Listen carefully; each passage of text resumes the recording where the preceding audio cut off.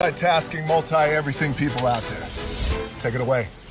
Find your glory, write your story, fearless feet will carry you. Time you own it, take your moment, be a fire burning through. Hustling from night until morning, grinding it out, it won't be long. Feel your power, it's your hour, you inspire, you are strong. Enjoy your Zoa. No applause? You're all fired.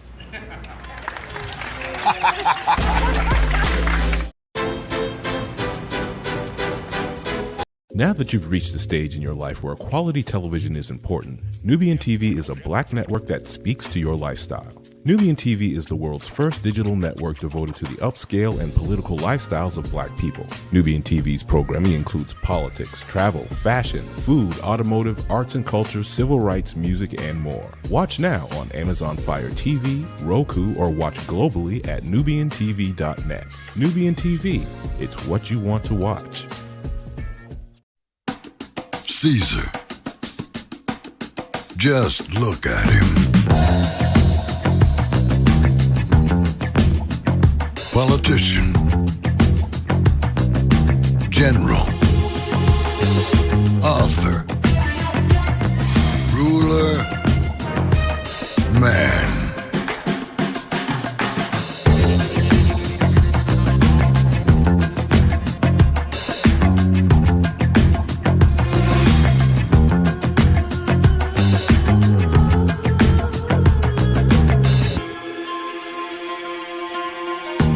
Legend has it, he's not only stared into the belly of the beast, he's had it for dinner.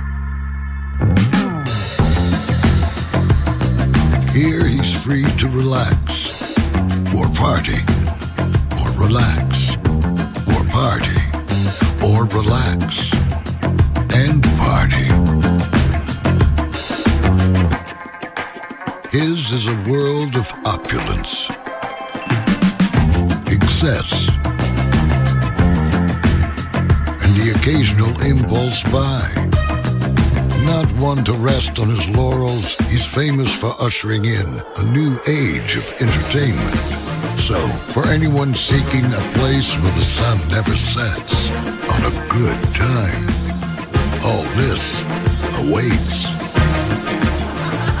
I am Caesar, and I approve this palace.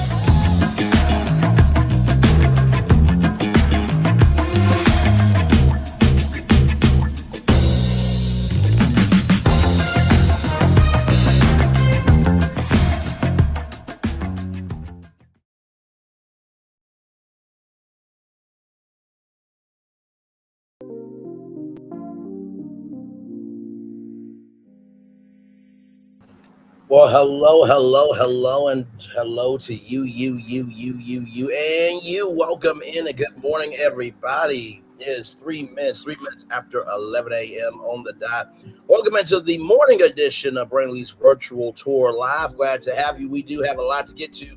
Will Smith and Jada Pinkett Smith, well, they are back in the news. They are dissolving something that I don't think has to really dissolve. I think it just has to evolve. I'll tell you what. And my suggestion, of course, Alisha Brooks is behind the Black Hair Experience. If you don't know about it, trust me, you definitely will know about for sure after I tell you, or once I bring her name up and once I bring up the experience, you may remember it because it has been on Instagram many times before. Vice is being sold off into parts. Will Vice be around? I have an exclusive report from The Wrap telling y'all more about that. Also, Go Media is selling different parts of their company. So is online media at risk? I'll tell you more about that. The IRS wants you to get your money, and I'll tell you more about that. And then Dollar Tree. What is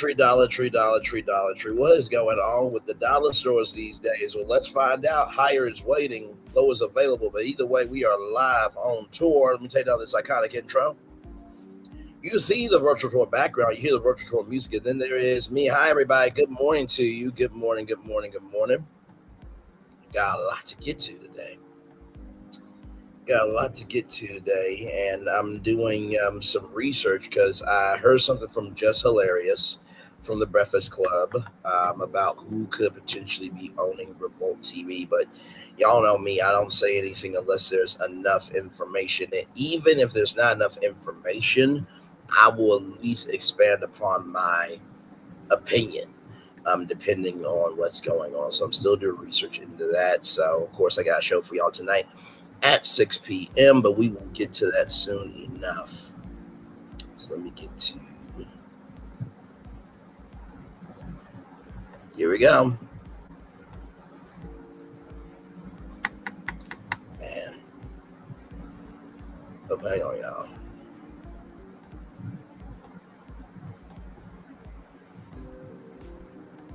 There we go.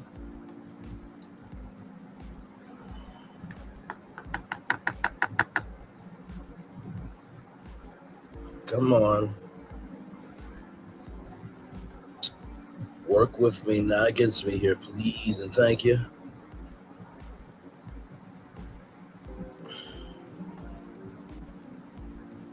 There we go. All right.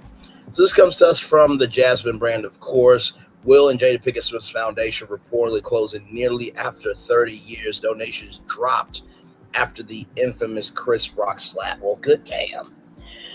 Will and Jada Pinkett Smith's charity is in the process of shutting down for good after the actor and rapper notoriously slapped comedian Chris Rock at the 2022 Oscars. The Will and Jada Smith Family Foundation's donations dropped significantly.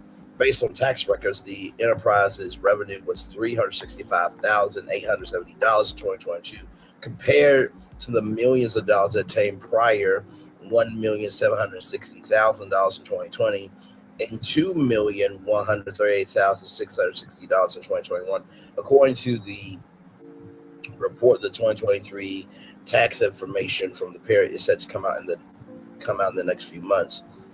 In 2022, the same year as the infamous Oscar slap, the charity reportedly spent hundreds of thousands of dollars on prominent mental health organizations such as Big Brothers, Big Sisters. In addition, it spent over $3,300 on bank overdrawn fees. However, the fees were cited as a decline in staff after the couple pulled away from the organization. Also in 2022, there was reportedly no paid staff working at the organization. Oh, wow. Will and Jada's charitable organization was founded in 1966. According to its website, it has invested millions of dollars in valuable resources to accelerate the growth of initiatives that focus on deepening individual and collective empowerment. Regarding the nonprofit's organization's social media, on its Facebook page was last updated in June of 2023 when the pictures below were posted.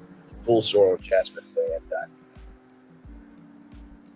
That shades they have been from their foundation all those years no longer deserve support because one of their own owners doesn't have control over his anger. 45 is still getting support makes no sense. It's crazy how when black people make a mistake, the whole world ends, and when white people do it, it's business as usual. And these are the consequences people need to think about. You represent more than your personal feelings at a specific moment in time. Oh, well, y'all worry about the slap more than helping out people they did still. OMG, move on from that slap we all did. We don't even think about that anymore. I hope they are able to donate to Chris Rock's foundation. You know what? Poor judgment call. What about those who benefit? I have worked in organizations where CEO did horrible things. It was public knowledge. The money kept coming in. These people wanted to stop giving, use this as an excuse. Yeah, I wish if God could judge some of y'all and give up on the world too, as if we never made a mistake. I don't think the foundation has to go away, really. I think that they could maybe, evolve it to the Westbrook Foundation. Or, I don't know if Tyler Perry has a organization or not for charity. I think he does, but give it to Tyler Perry. Give it to a celebrity that's always wanted. Sorry, y'all. So I bit my lip last night on accident. I didn't mean to bite it. It's not like a significant bite where I'm like bleeding and stuff, but I definitely feel it, but it will heal up on its own. That's the thing about the body. It's an incredible, powerful temple. But anyway, so if you hear me trying to adjust myself, that's why. But yeah, give it to the celebrity that's always run the foundation, because I don't think that it's fair just because Will Smith did that slap that other organizations and people do not deserve the chance to be able to receive resources. You know what I mean? So that's just me. All right, y'all. More Virtual Tour Live coming at you. By the way, y'all, I got this wine from Barefoot. This lemonade is actually not bad. It's actually not bad at all.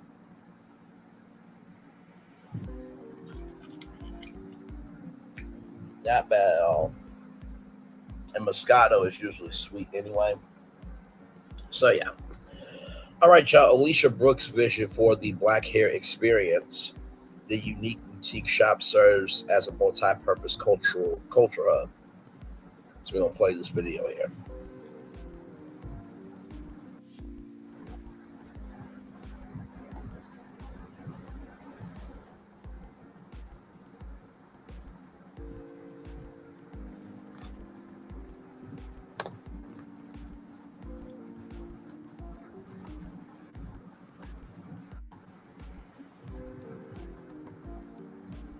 Oh, I'm sorry, y'all. My bad. Y'all didn't even see it. I'm so sorry.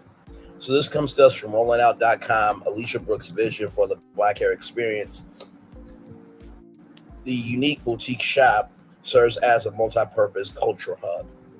And now here is the video. My bad, y'all. I'm so sorry. Here we go. I am Alisha Brooks. I am the owner of the Black Hair Experience, and you are tuned in to Sisters with Superpowers.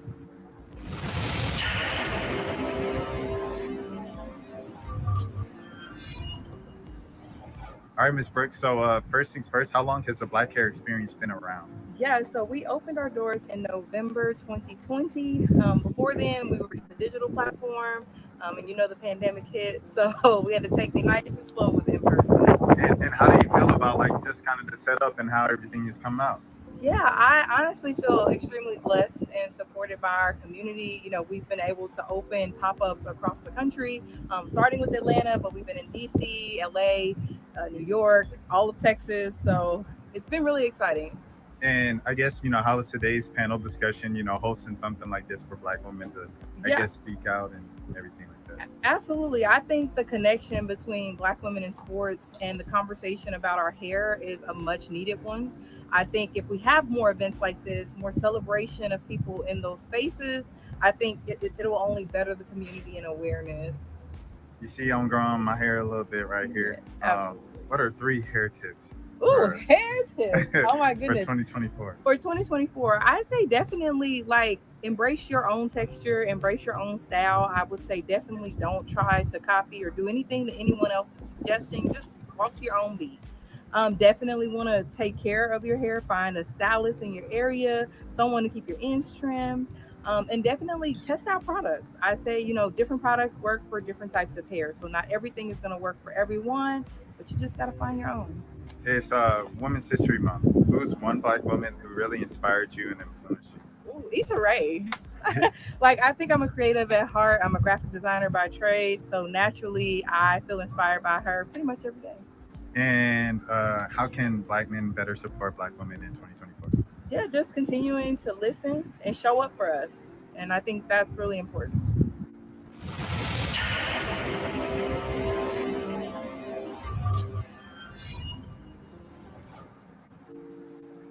So that is that right there. Now, I wanted to show y'all this story because honestly, I think at the beginning, middle, end of the day, the Black Hair Experience is such a powerful one, from braids to dreads to the afro. All I had really was braids, an afro, and this. That's it. That's all. And so for myself personally, I think that for a black woman to be able to have a space where you can go and do all these different activations. Like you can do selfies and stuff. Let me show y'all her Instagram.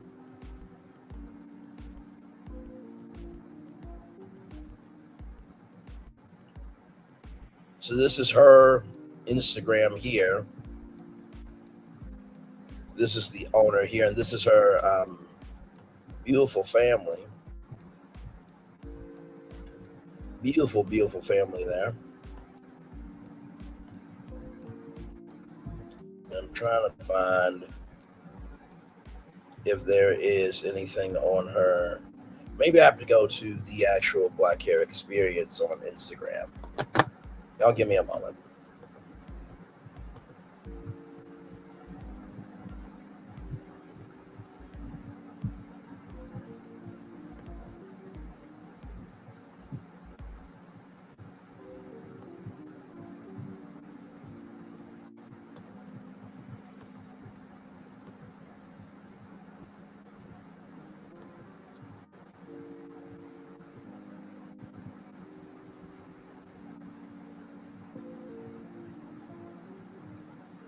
Let's see.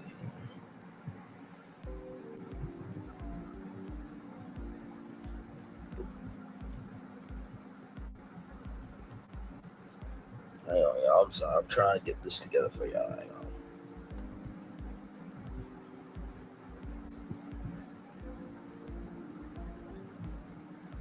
By the way, hopefully your Wednesday morning is going well. Like, comment, share, and subscribe. We are live on tour. Yes, we are. The Black Hair.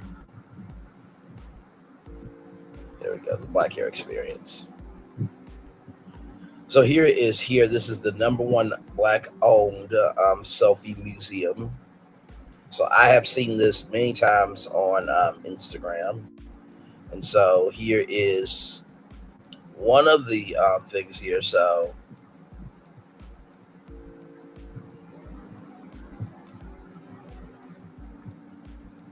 but you see all the magazine covers there. And there is another activation there. Now, this is the one. This is the one that I have always seen. Is that hair swing there. And I love this. Look at all the different ways of being black. That's absolutely incredible there. And then you have the bedroom there, magazines there. So that's some of the, oh, there you go there. And then black hair with the periodic table for black hair. So it's definitely a whole vibe. I've seen this right here, this swing on Instagram many times. And I think, you know, black women being able to own spaces where they can define what black hair means to them and not be subjected to what society thinks is quite an incredible experience. I actually found a story that really broke my heart because y'all know diversity, equity, inclusion have definitely been cut out many things in Hollywood. And I found a big story rather that I'll talk about tonight at 6 p.m. It's difficult while I'm doing the morning editions of the shows because I'll see a story that I'm like, oh, you know what, that'll be good for the morning, but I'm like, no, it's gonna need the energy for prime time. So, but yeah, Alisha Brooks, shout out to you, sister. And this is Alisha Brooks here.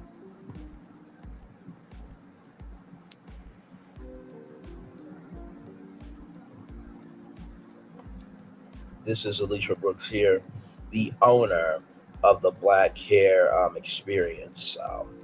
Very cool. Very cool. I love featuring black entrepreneurs all the time over here. I really do. I think it's quite incredible that we do. And yeah, so let me also put the link in the chat.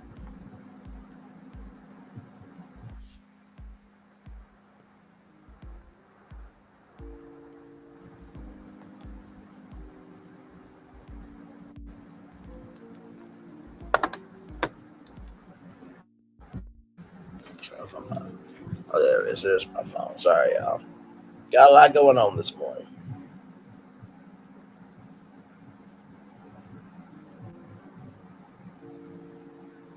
Oh.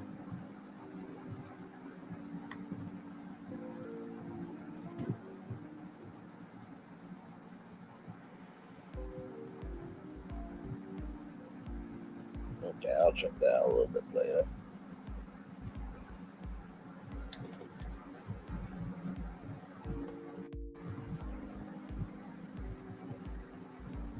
Let's see.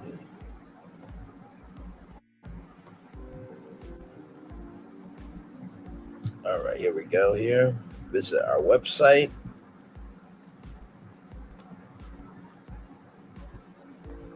And here the blackhairexperience.com.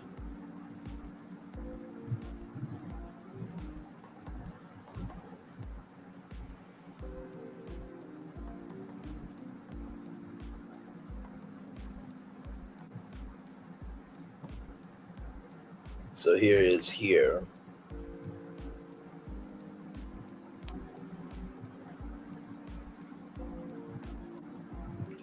They have the year of Hue calendar, celebrate Black women, Black girl art, flourish hair oil, Black girl zodiac tote, support Black women bucket hat, Black hair is thick hair for the patients, Afro puff girls. I love that one there.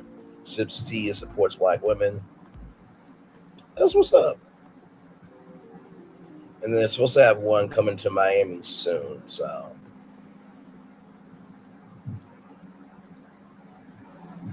Like I said, really, really cool.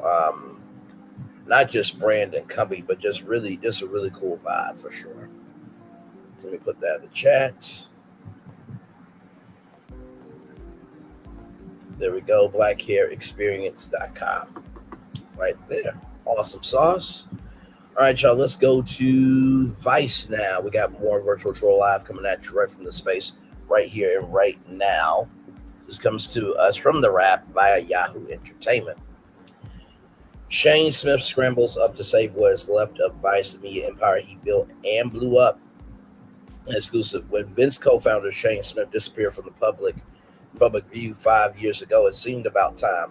The swashbuckling entrepreneur had cut a giant swath through media and finance for a decade with the promise of transformative change for news, the claim of millennials' attention and vision, or so he said, for building a $50 billion brand. By that time, Smith himself was set. He built an empire, became a bold-faced name, and partied his head off and got filthy rich. The problem was none of it was built to last. So now, as Vice compulses its way forward out bankruptcy with Vice TV on life support, Vice.com, a former shadow of itself, hundreds of journalists and other staff laid off, and the future uncertain, the latest plot twist almost seems scripted. So, for those of you who don't know, Vice.com is no longer operating as a website for Vice News because they said they've ceased all publication to Vice.com. Shane Smith is trying to buy his baby back. The entrepreneur who successfully wrestled millions of dollars from sophisticated investors like Disney, TPG, and James Murdoch is back at Vice pitching a show and advising leadership, according to a source close to the company. A spokesperson for Vice declined to confirm, but said Shane Smith's contribution are integral to Vice. According to three known individuals, Smith is also trying to raise money to buy Vice back from owner Fortress Investment Group, which led a consortium of lenders that bought Vice Media out of bankruptcy in 2023 for $350 million. Shane has been telling anyone who will listen for the last 18 months that he's buying Vice Media back. A former colleague told the Wrap, knowing that in December, Smith was telling his friends he was looking for capital to finance a deal to buy half of the company for $50 million. He's talking to everybody literally everyone he can to fund the deal, said another knowledgeable individual. A media investor who was skeptical that Smith could pull off. It's not impossible, but it's hard. The individual said, because everybody who invested before lost money. Everyone who followed them last time, what did they get for? They lost a lot of money. Is he still the voice of a generation now? That's all staff being laid off? Perhaps not. Smith did not respond to multiple attempts by the Wrap requesting for comment. A spokesperson for Vice told the Wrap that the company is not for sale. An individual close to the company said the current strategy was to find a joint venture partner to distribute Vice content. Oh my lord. I mean, listen. Whenever you are trying to do something new in media, it's going to be all hands on deck, basically 24 hours a day, 7 days a week, no break at all, because you're just trying to get the story or the platform to make your whole platform, right? And so there will be trying times. And when you sell your company, that's no longer your company. So to buy it back, uh, I mean, you could get an executive position in the company and maybe help them lead out bankruptcy. But to buy it back, that's difficult because, like they said, people lost money when they invested into Vice. So if you lost money investing into Vice, what makes you think that you're going to invest again? Right? Past behavior predicts future behavior sometimes. Just saying. Ooh, I like that. Sorry. I just saw something. Anyway, a media morality tale. By now, the story of Vice is being sculpted into a 21st century media morality tale of ambition, excess, greed, and collapse, and for good reason. From a humble start as a Montreal-based arts and culture magazine, Vice grew with the founder's ambition to become a global media company valued at 5.7 billion at its height, doing the kind of bold, high-stakes journalism about issues that felt dangerous and new, from melting glaciers in the Arctic to North Korea's dictatorship to being on the ground with ISIS fighters to immigration and racism. It made for a rock and roll reputation, plus awards for a Pulitzer, 4 Peabodys, and multiple Emmys. The scrappy early years gave way to stratospheric ambitions, though an ever scrappy logo as the 2000s began. Vice founders Smith, Shrush Avi, and Galvin McKeans moved their headquarters to Hipsterville, Williamsburg, New York. McKeans peeled off in 2008 and eventually starred the far right Proud Boys. Wow. Okay, then. I hope that McKees is proud of what he's done. Y'all know who the Proud Boys are. They were part of January 6th. They've done a lot of stupid ish, and they are a waste of space. The company took out an 8-year lease on a warehouse in Brooklyn, spending $20 million to renovate the 60,000 square foot building, complete with a huge outdoor bar. A similarly decked out office was a satellite in the dog part of LA's Venice. The kids in the office worked all day and all night and then partied all night again, inspired by the hard-driven Smith. The culture of Vice, which later got the company in trouble, was high-intensity adrenaline all the time. The cool kid staff reflected exactly the zeitgeist of their time, which was the zeitgeist of Vice. They were the audience. Inspired by then creative director and filmmaker Spike Jonze, the company moved decisively into digital video 2007. Josie broke ground by recommending Vice publish its first full-length documentary on YouTube. Vice also launched Virtue Worldwide, a creative services agency, to support the video component, ultimately sell their vision to Madison Avenue. This became quite a quiet source of much of the company's revenue. The sexy stuff came via Legacy Media in 2013. Vice Media premiered a 30-minute news program for HBO called Vice, executive produced by Bill Marm. Bill Marm, as you guys know, has hosted, created, executive produced Real Time with Bill Maher on HBO for years. The following year, Vice Media launched its own news channel, Vice News, while Vice.com churned out spicy politics and global news. In November 2015, Vice Networks announced Viceland, a cable network that would feature Vice-produced content. By then, Smith was persuasively arguing that Vice owned the hearts and minds of millennials and have achieved global scale and a grip on the storytelling language of video, the likes of which the likes of Legacy Media could never attain. The argument delivered at big media conferences like the Rap Squirrel Conference and over outrageously expensive dinners in swanky backrooms in Las Vegas, Brooklyn, and Miami, Florida, was irresistible to investors, advertisers, and legacy media executives alike. The one thing that always impressed me about Shane was you knew that you were in the room with somebody who was faster than most of the people they met. The former top executive said he was smart. He was maybe not sophisticated his whole life, but you knew that he was blessed with quick intelligence and figured out the pattern,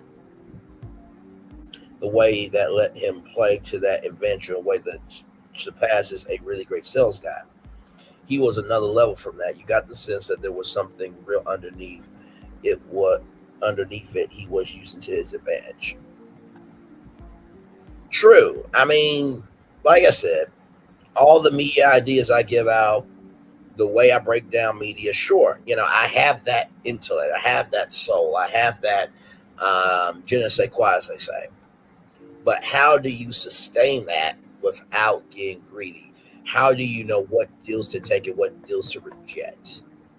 That's the key. Anybody can build up a business. It takes somebody to maintain that business.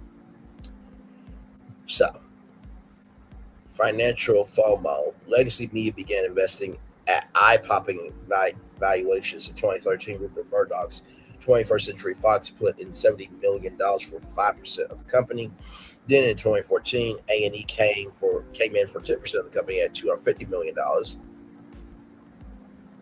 The next year, Disney invested $200 million in Vice Media, and then weeks later, another $200 million at about a $4.5 billion valuation, doubling its stake to give it 10%. What was the evaluation based on? Real numbers. So much like in this era, it was often fear that drove investment in a future promise. So that is Snapchat CEO Evan Spiegel and George Lucas. A lot of these investors in Vice said, "Oh my God, we're missing this boat.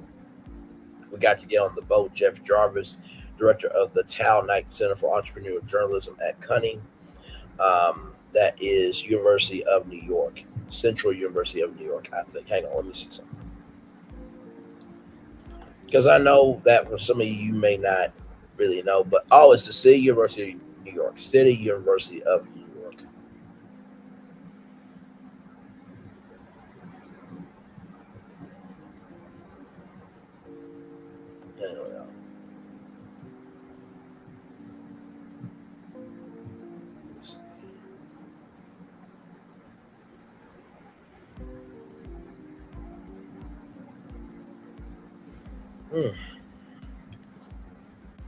I don't know why it's taking so long. Oh, there we go. So, City University of New York. So, just to give y'all context there.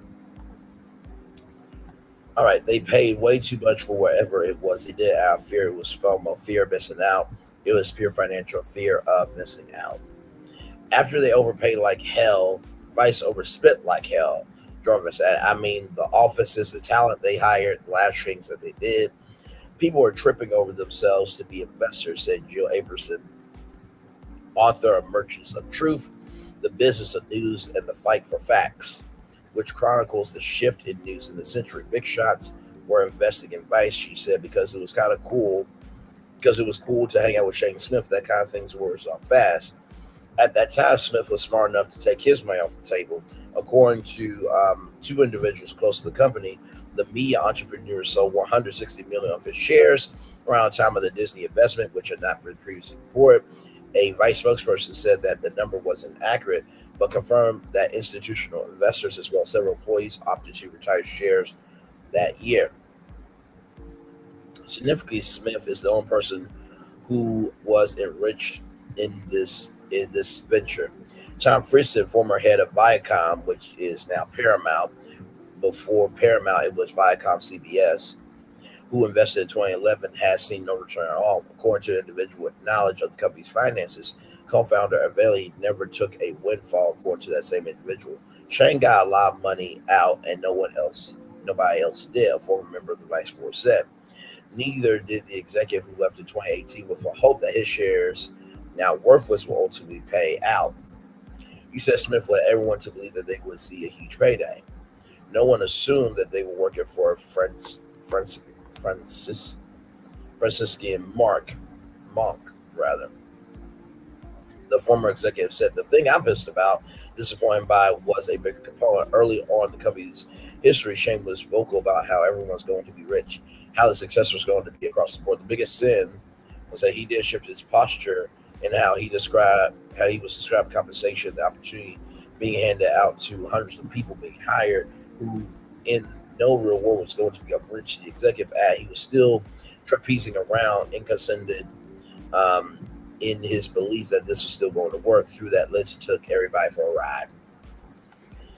I mean, he did. He absolutely did.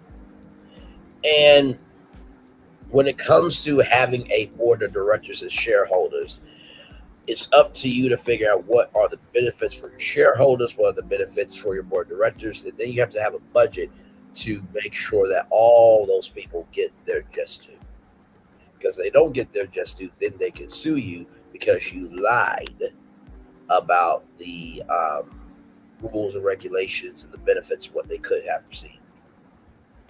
The shame of it. Shane and his gargantuan appetites became the stuff of legend. He knew how to sell. Everyone agreed about that.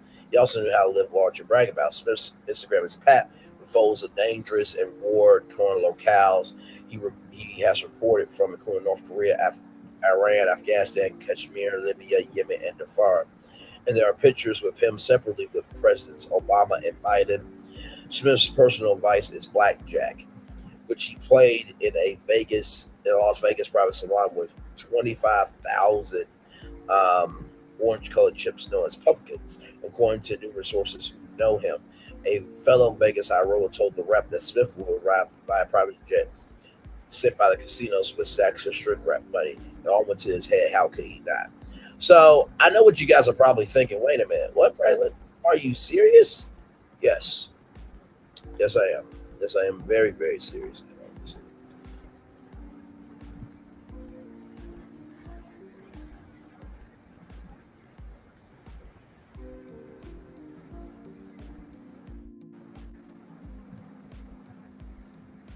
Trying to make sure I am caught up live to y'all. Okay.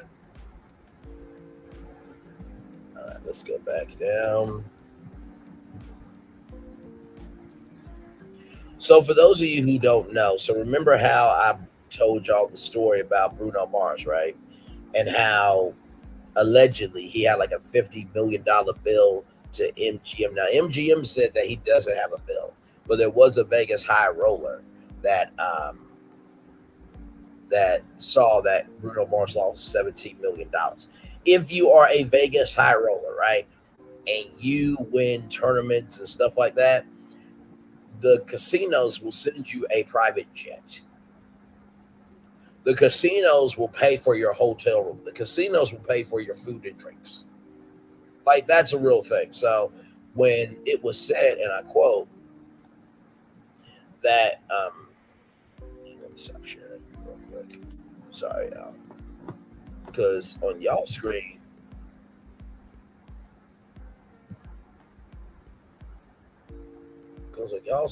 it just did not do what it needed to do. Hang on, y'all, 1 second.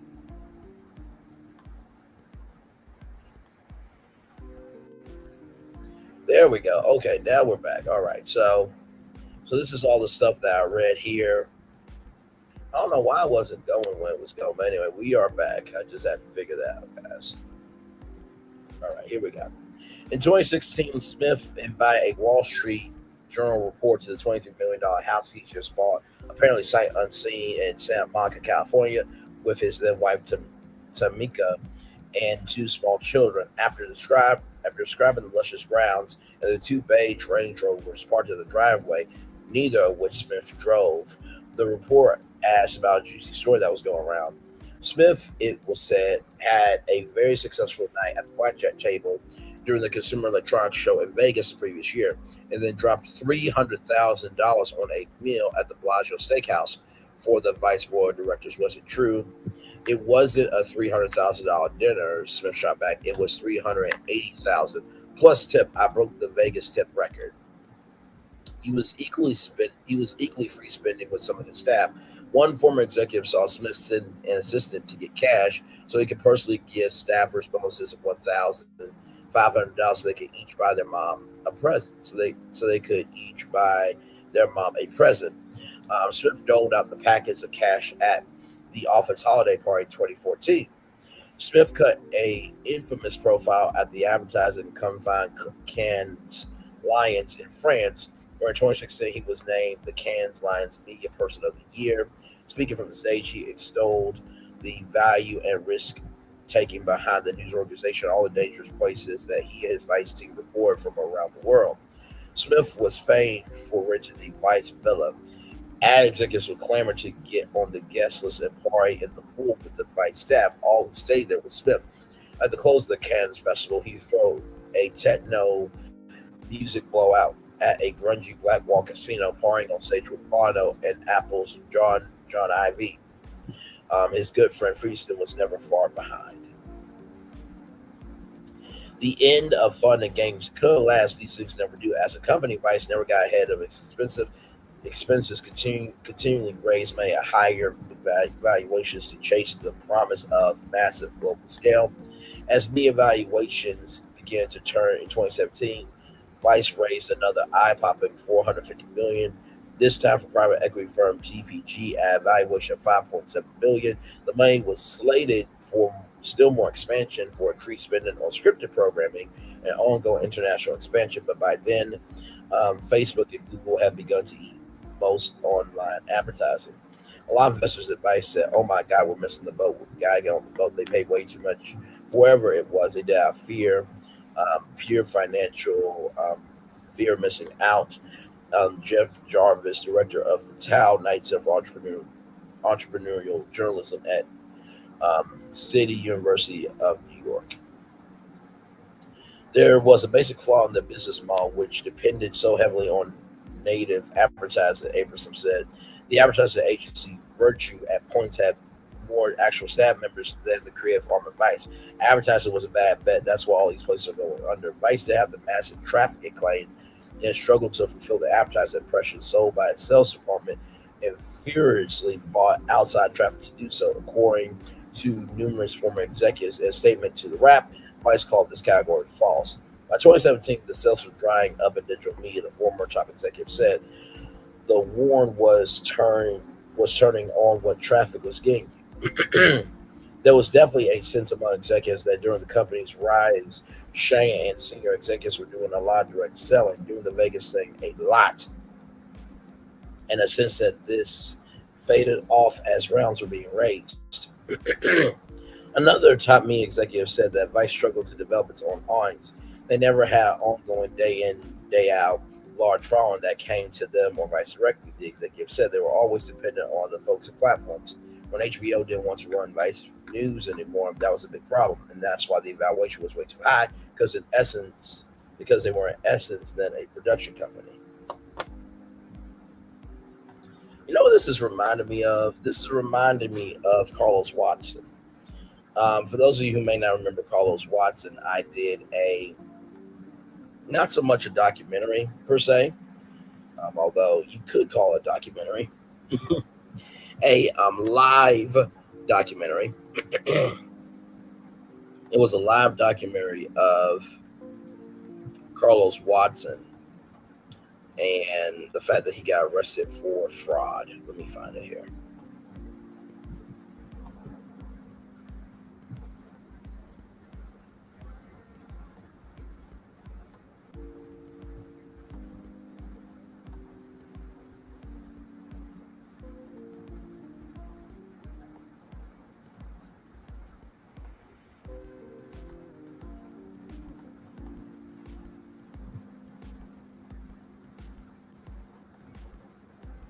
So many lives, y'all.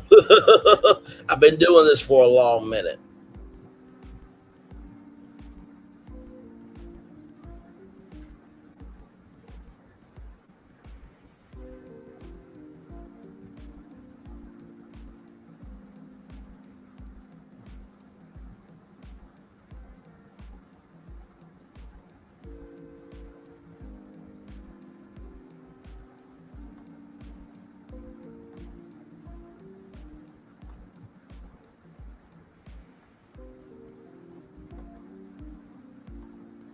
Hang on, y'all. I know I did it.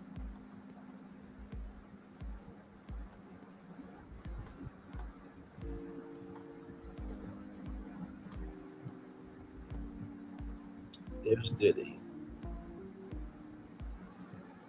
Okay, here it is here. So I told y'all about this lawsuit with Ozzy B, Ben Smith, and BuzzFeed, how BuzzFeed was going to buy out Ozzy Media and fold it into BuzzFeed because BuzzFeed was trying to figure out how to reach a millennial audience, right? And so that was a very deep 3 hours, 50-minute, 58-second deep dive. And so it seems to me that Vice and Ozzy Media both wanted to get after the millennial audience, which is, 80s, 90s kids. And what really mattered to us, social issues like immigration, like pay wages, women's rights, domestic violence, parenting, things of that degree.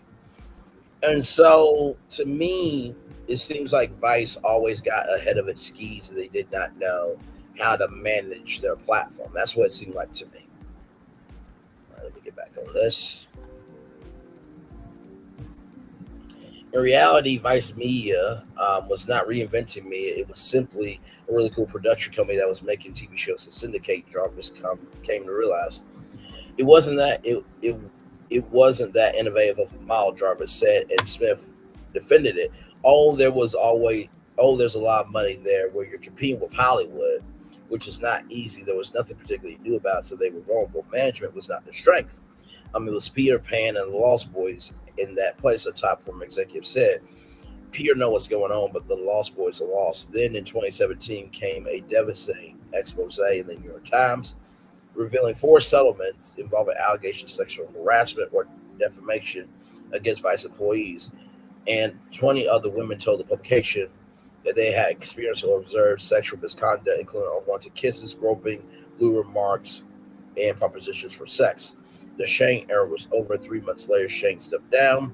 Nancy Dubrick, the former head of A&E, was named CEO, and Smith was to be seen no more. Journalism lost. The final years of Vice's decline come in parallel with the decline of other digital media. Coming in parallel with the decline of other digital media darling for a younger generation. BuzzFeed are a story of infighting between debt holders looking to get their money out and those who believe that there was still a company worth saving. While Dubrick may not have been the strongest leader, by all accounts, she was hamstrung between two warring forces. Fortress, who owned debt, and TPG, which made a massive investment at a valuation that would never be seen again. So this is the All Vice office in Williamsburg, New York. So as the company debated an IPO, Smith once again stepped in to raise money in September 2021. He pulled $135 million from some of its existing partners, including James Murdoch, Lupa Systems, TPG, TCV, as well as 6th Street and Saudi Arabia funded Antenna Group. The company was fully dysfunctional at that point. We were clocking $10 million a month in legal fees. Woo, the former board director said we had $100 million in non-operating costs over a 2-year period. There was no way a company could survive that. In a statement to the Wrap, Vice called the legal fees wildly inaccurate and false. The former director said BuzzFeed, Fox, and Vice should have just merged, maybe that would survive, maybe.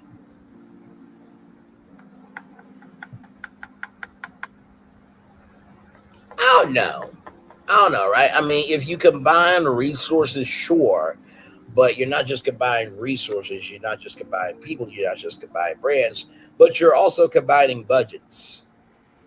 There's a lot that goes into a merger acquisition, so I don't know if that would have been the case.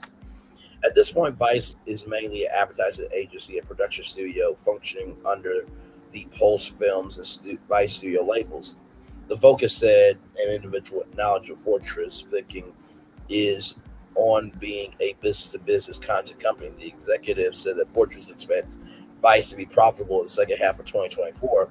The news side, once the heart of the company is gone, Vice is shifting to a studio model, producing and providing best-in-class content to distributors around the world.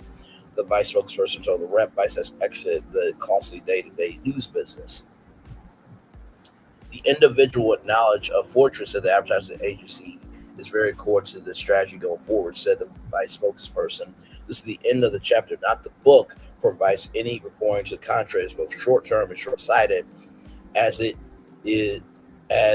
misguides Vice strategy going forward. The chasm between what could have been and what was will go down as a moderate media tragedy. The promise of Vice and the potential vision for the brand was real. Proper management and a focus on what worked instead of alloyed growth. The brand truly had a shot. We had a golden opportunity to be a bright spot in the story. The executive who left in 2018 said, for all its flaws, he said, Vice had assembled an unparalleled team of young journalists, driven and motivated to tell the stories at a time. Whatever good journalism gets done the next years will be done by somebody laid off at Vice. Well, I mean, listen, most good journalism happens from journalists that do get laid off from these big companies, right? And it creates an influx, right? I mean, you think about, for example, just a couple of media companies like... Now that you've reached the stage in your life where quality television is important, Nubian TV is a black network that speaks to your lifestyle. Nubian TV is the world's first digital network devoted to the upscale and political lifestyles of black people. Nubian TV's programming includes politics, travel, fashion, food, automotive, arts and culture, civil rights, music, and more. Watch now on Amazon Fire TV, Roku, or watch globally at nubiantv.net. Nubian TV, it's what you want to watch. So when you think of Nubian, or you think of...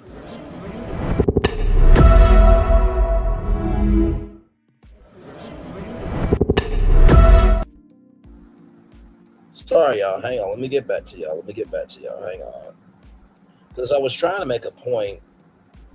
With that. So whether you are thinking of... Hang on. Wait a minute. I'm lagging. Okay, we're good. I think.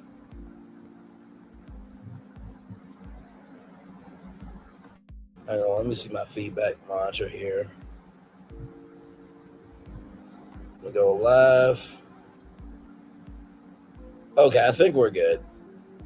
Sometimes StreamYard will be StreamYard. But anyway, when you think of Nubian, when you think of Hulu, or when you think of, for example, when you think of Stars, you think of all these different networks, right? You're thinking, how in the world are these companies keeping up with today's world? Because with YouTube is the great equalizer, right? I don't have to wait to get onto a Stars. I don't have to wait to get on Hulu. I don't have to wait to get onto a Nubian TV. Although I would not mind being on any of those platforms, right? Because the bigger the platform, the bigger your reach, the bigger the money, the bigger everything, right? So, but the problem is you got to think about content versus budget, right? Do you have the budget for the content? Is the content bringing in the budget? So art and commerce is always a war that really will never be won. So I thought that was a very fascinating dive from Natalie Cornish from The Wrap. So I think that is 3 topics. So we're going to take a little bit of a commercial break, and we will be right back here, everybody. Right here on Virtual Tour Live. Like, comment, share, and subscribe. We're live on tour. Roll it.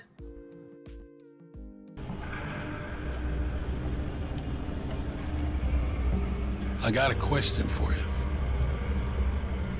What does this city know about luxury? Huh? What does a town that's been to hell and back know about the finer things in life? Well, I'll tell you, more than most. You see, it's the hottest fires that make the hardest steel.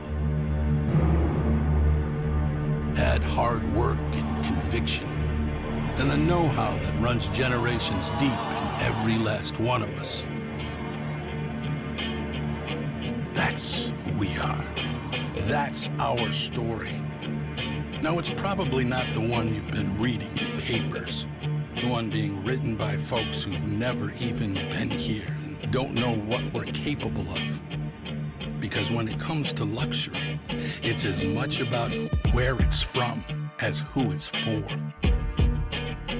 Now, we're from America, but this isn't New York City, or the Windy City, or Sin City, and we're certainly no one's Emerald City.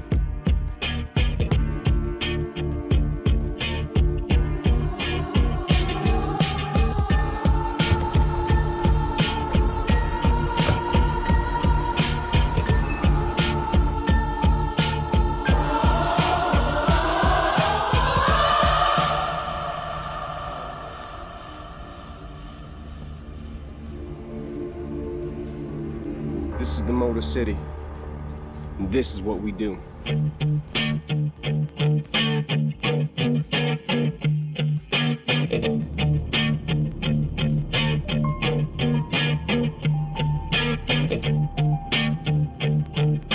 I finally did it. Popeye's new chicken sandwich. I've been trying to make the perfect chicken sandwich forever. How does that make you feel? You know me. It had to be just right. Finding a bun as good as my chicken was not easy. I mean, I did it, obviously. I think we've made a lot of progress here. I feel great. Good talk. I'm proud of you. My new chicken sandwich is buttermilk battered and served on toasted brioche. Try it in spicy or classic. Love that chicken from Popeyes. I finally did. Welcome to Copeland's. Copeland's is not just some fancy place for your big night out. In fact, there's no occasion too big. Or if you like, too small. Copeland's. There's always something good. Hey, grab me one too.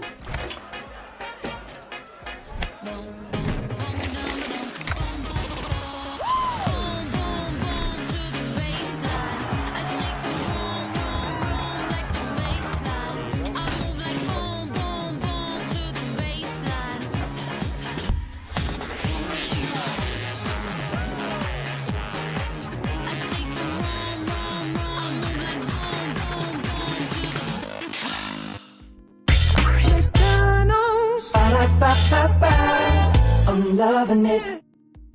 And I am loving y'all. Welcome back into Brandon Lee's Virtual Tour Live. We are on the highways and byways of possibilities of what could be, of anything and everything happening in the culture. We just got into talking about Vice and the breakdown of Vice Media. Will it be around or not? We'll find out soon enough. Speaking of other media news, this comes to us from the Wrap here. GO Media sells the AV Club and the Takeout to two separate companies. Majority of staff keeps their jobs, which is very, very nice, because usually in a selling of a company, sometimes people do get fired. GO Media has sold the AV Club to Pace Media and the Takeout to Stack Media. So right here, Pace Media also purchased Jezebel from Go Media. Stack Media is a digital content firm that specializes in food sites like Tasty Table, The Daily Meal, Mash, Foodie, and Chew Hound. So let's look at Pace Media, and well, actually before that, because y'all know we give context over here. And hell, good morning, Rufy Lewis. Good to see you. Hopefully, all is well with you. So Go Media is quite a interesting company. So they have all these different divisions here. So basically, Quartz is an American English news website. It focuses on international business news. So you have Gizmodo, which is a design, technology, science, and science fiction website. You have Koaltu, which is a video game and blog. You have Jada Pinkett, which I think that's auto website. Yep, automotive website. Japink. Yes, indeed. Then The Root. Let me show y'all The Root. Now, The Root is quite interesting because The Root is an African-American online magazine. I think The Root was owned by NBC at one point in time, and then it was owned by GO Media, and I think... No, you know what? That's the Griot. I'm sorry. The Griot was owned by NBC, and then Byron Allen bought it. So The Root is at Go Media. Then The Onion is a media company and newspaper organization that, they post satirical news. The inventory, I don't know what the inventory is about per se.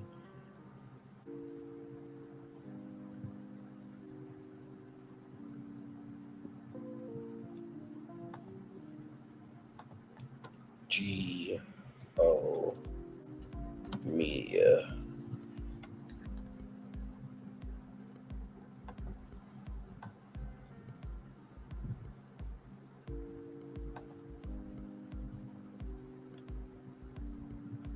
Sorry, y'all. Just trying to make sure I get y'all the. Okay, so the inventory. Okay, so this is the inventory here. So basically, the inventory is a website about deals and things of that sort, I think. So yeah, this is all about different deals and entertainment and lifestyle. So, and these are all the companies here. Now, of course, they're also trying to sell the Onion as well. So now, if we look at Paste Media, because I never heard of Paste Media before.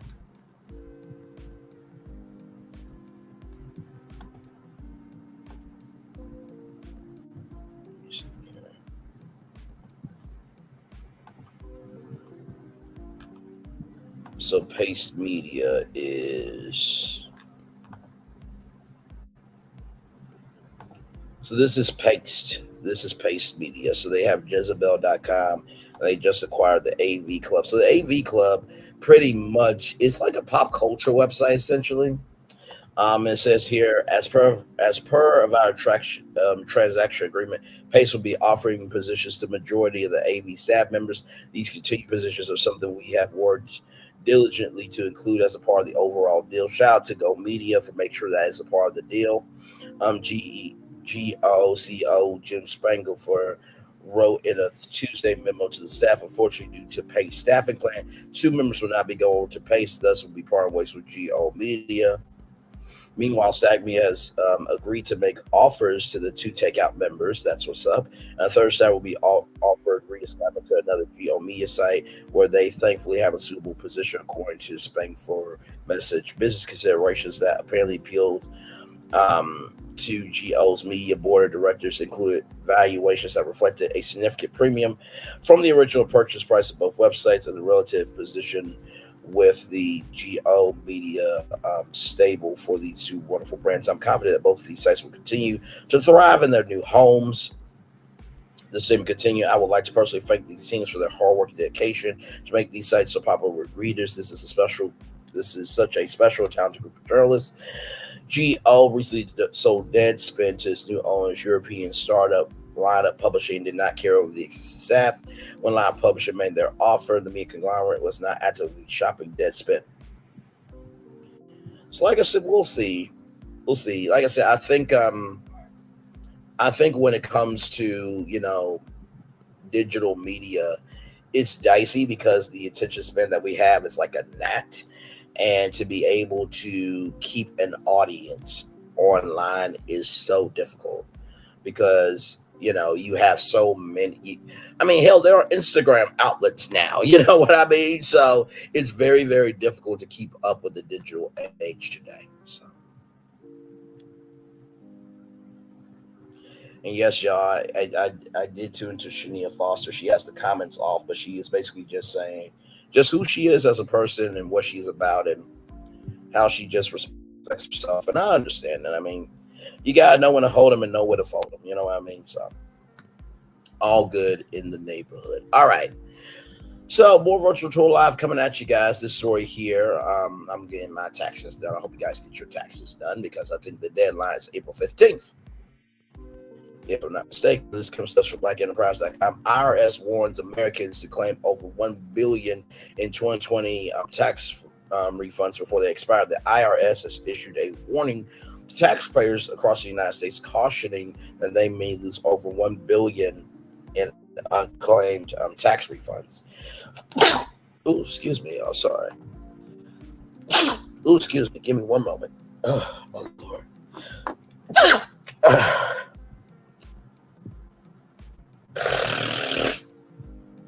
Sorry, y'all. Oh, my God. Damn allergies.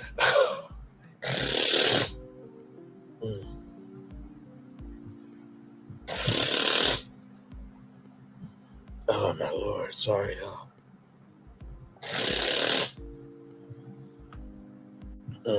Okay, I'm sorry, y'all.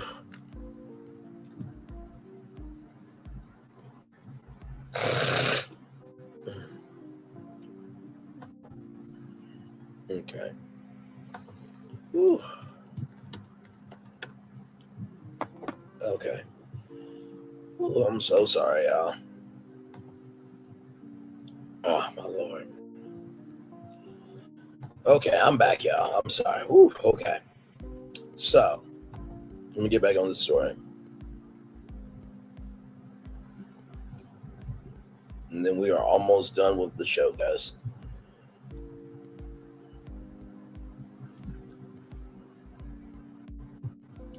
All right, here. The Internal Revenue Service has issued a stark warning to taxpayers across the United States. Caution they may be leaving over $1 billion in unclaimed tax refunds on the table, according to the Associated Press. As the May 17th deadline looms, approximately 940,000 individuals are urged to take immediate action to submit their tax returns for the 2020 tax year. With the average median refund of $932 for 2020, states like Texas, California, Florida, and New York have the largest number of potential eligible recipients. IRS Commissioner Danny Warrenfeld emphasized the situation's urgency, stating, "We want taxpayers to claim these funds, but time is running out. Taxpayers start soon to make sure that they don't miss out." Warrenfeld stressed the importance of reviewing records promptly to avoid missing the deadline, noting that some individuals may not have even realized that they are owed a refund. Hang on, y'all. Technology, I swear to God.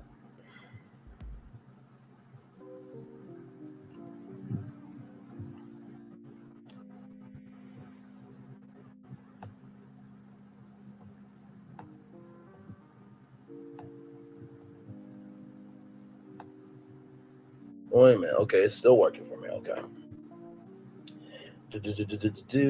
Okay. Warrenfeld stressed the importance of reviewing records promptly to avoid missing the deadline, knowing that some individuals may not have realized that they are owed a refund. As tax season commenced on January 29th, over 71.5 million individual tax filings have already been submitted to the IRS this year. File a return, the IRS recommends that individuals procure valid documents like W-2s, 1090s, 1099s, or 5498 from their prospective employers or banks. Alternatively, taxpayers can get the access transcript online on irs.gov, which enables them to request a complimentary wage and income transcript. Although the customary deadline coincides with April 15th, this year's elongation to May 17th, instigated by the COVID-19 pandemic, offers a brief respite. However, failure to file returns from the tax years 2021 and 2022 may result in retention of 2020 funds until those commitments are met.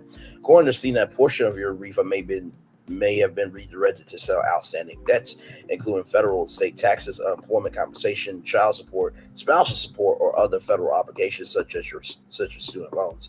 If you anticipate receiving a refund for the tax year 2021 but found it absent upon filing your previous tax return, your refund may have been offset. The IRS oversees refund offsets related to overdue federal taxes.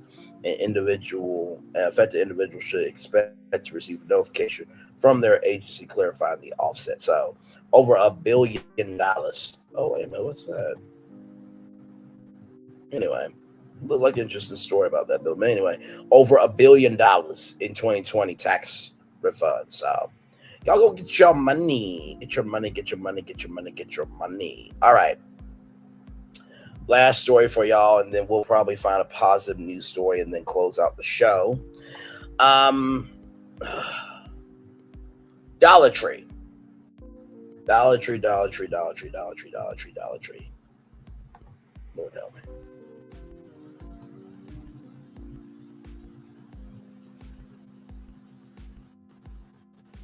I'm not a single man liking my comments. Oh, Lord. One day, me and the singer Monty will meet in Jesus' name. Yes, amen. The Jasmine brand, Dollar Tree plans to raise the price cap to $7 this year across 3,000 stores. We expect to expand our multi-price assortment by over 300 items at price points ranging from $1.50 to $7. The Dollar Tree CEO Rick Dreiling said Dollar Tree CEO Rick Dreiling on the March 13th call, according to USA Today. Even Dollar Tree is going up. Well, here's the thing, right? I would be upset, except there's another company called Five Below that they have also done different things that, they have different levels to it. So let me show y'all Five Below.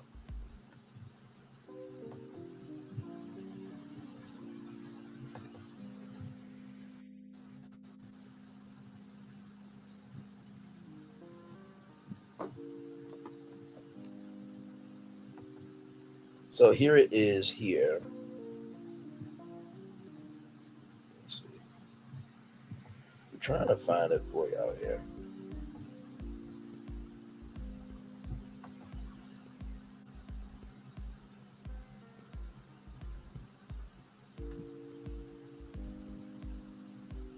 So here is Five Below, right? It's all Five Below stuff. So they have this thing called Five Beyond, right? So this is like $5 and beyond, right? So they have like 1 to 5, 5 to 7, 7 to 10. And listen, even though it's supposed to be the dollar store, I get why they're actually doing it, because there are some products that the companies do want a bit of a markup so they can make back their money. But also, too, it expands the categories of things that they can do. But also, too, if you're called the dollar store, it's supposed to be $1. You know what I mean? So.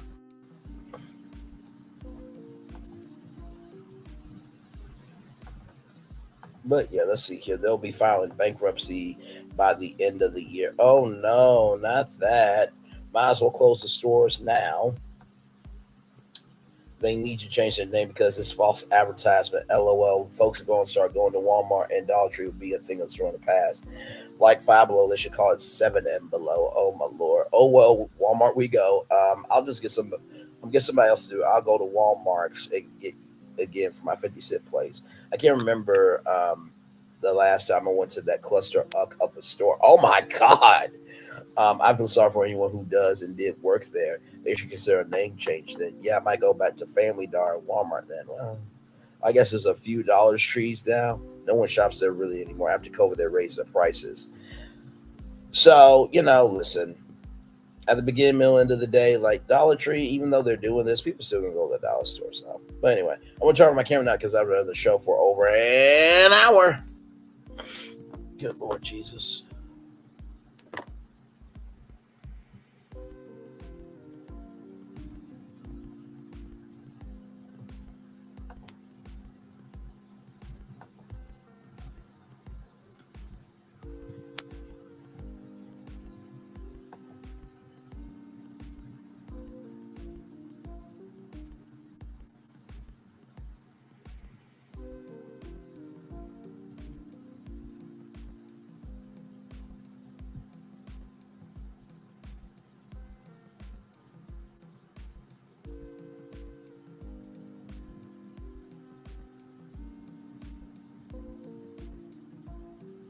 Sorry, y'all.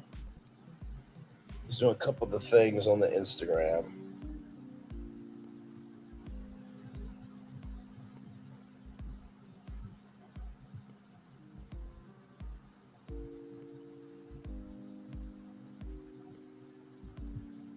Good Lord Jesus, I'm tired.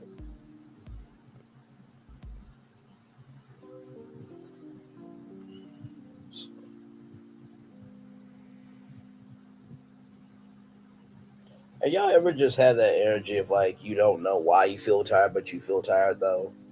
Like, trust me, I'm there many, many times.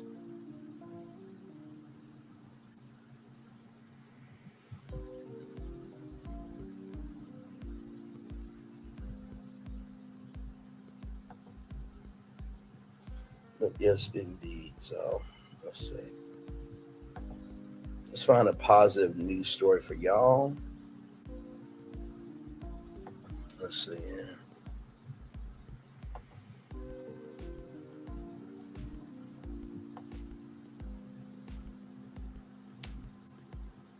What the hell? I know you lied.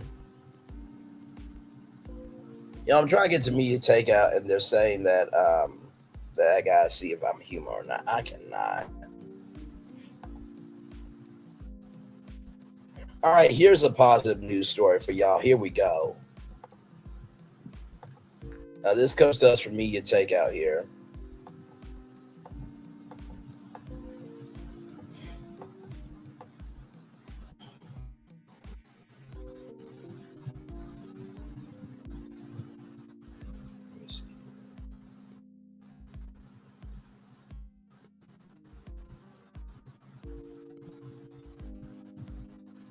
Never mind.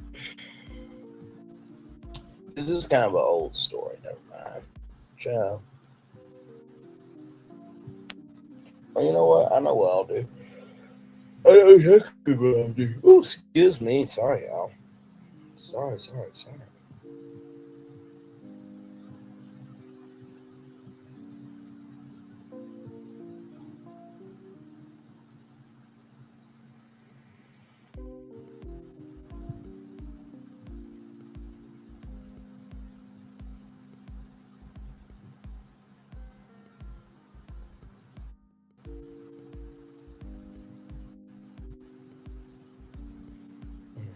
Yeah, let me see something.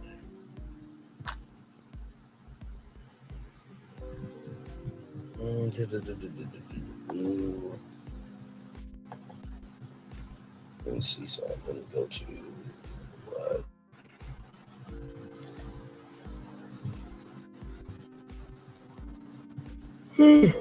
Lord Jesus. Sorry, y'all.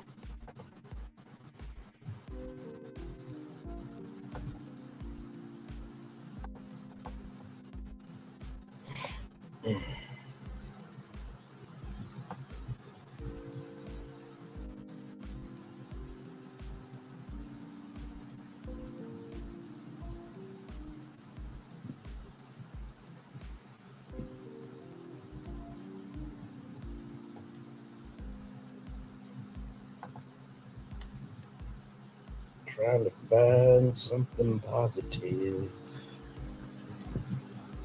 for you good people. Trying to find something positive so we can end the show.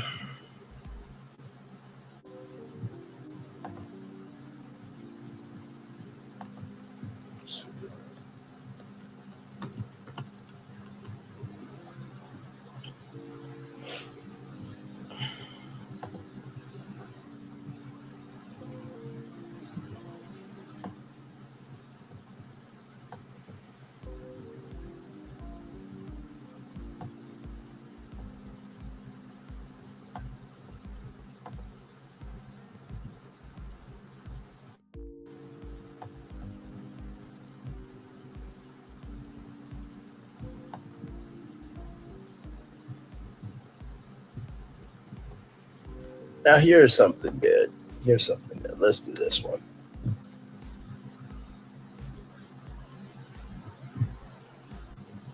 This story is pretty cool here. Now, this came out 7 days ago, and I love this Instagram page. It's called Black and Brown Success. It's absolutely amazing.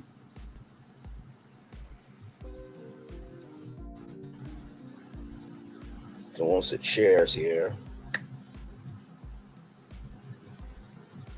All right, y'all. So after nearly 15 years as an instructor for psychology, Dr. Maria Rodriguez founded Care Counseling Center 1, a counseling center in Somerville, New Jersey that serves, sorry, y'all.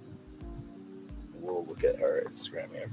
A counseling center in Somerville, New Jersey that serves the community by providing guidance in resolving personal conflicts and emotional challenges for adults and children, dealing with everything from mental health issues, trauma and PTSD, anxiety, and depression to bipolar disorder, schizophrenia, substance abuse, and suicidal thoughts. So, congratulations to Dr. Maria Rodriguez.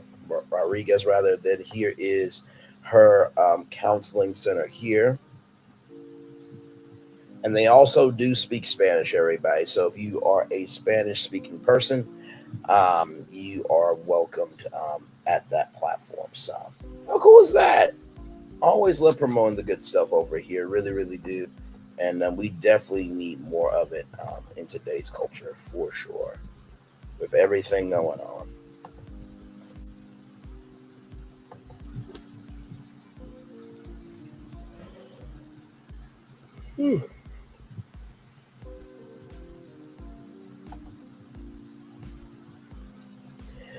Lady B. Welcome in.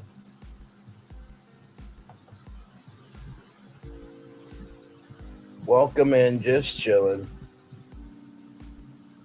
I don't know, like, if, like, are y'all getting the notifications and stuff? Like, I know YouTube trips from time to time, so it's all good in the neighborhood. I do have to get ready for the 6 o'clock show. Not right now. Of course, I'm not in the show right now. But I do have some topics for 6 p.m. And so here is the Counseling Center link tree here.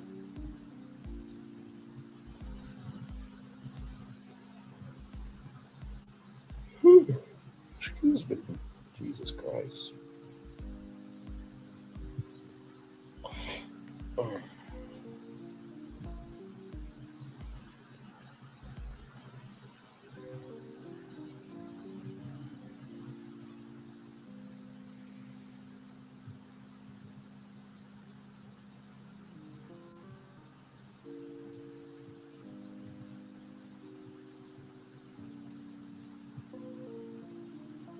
So here's this one right here. So there is there. I will drop the link tree in the chat.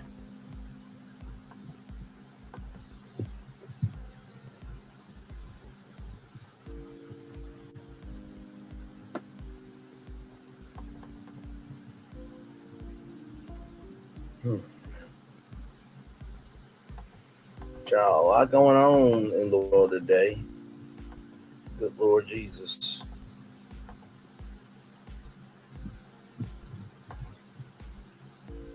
Yeah, I was kind of wondering, like, is everybody all right? But, you know, it's all good either way. It's all good. The one thing I never don't do is not give y'all a good show. That is one thing for damn sure. I definitely make sure I give y'all a very good show. So I kind of feel a little groggy, a little tired this morning, but I still feel like it was a good show this morning for sure. So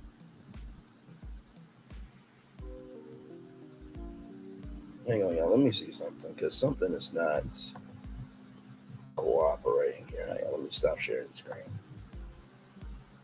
Let me present again.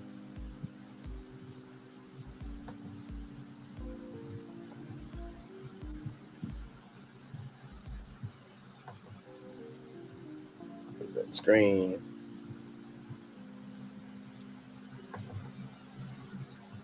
There we go. So that is the link tree to the Care Counseling Center. Dr. Maria there.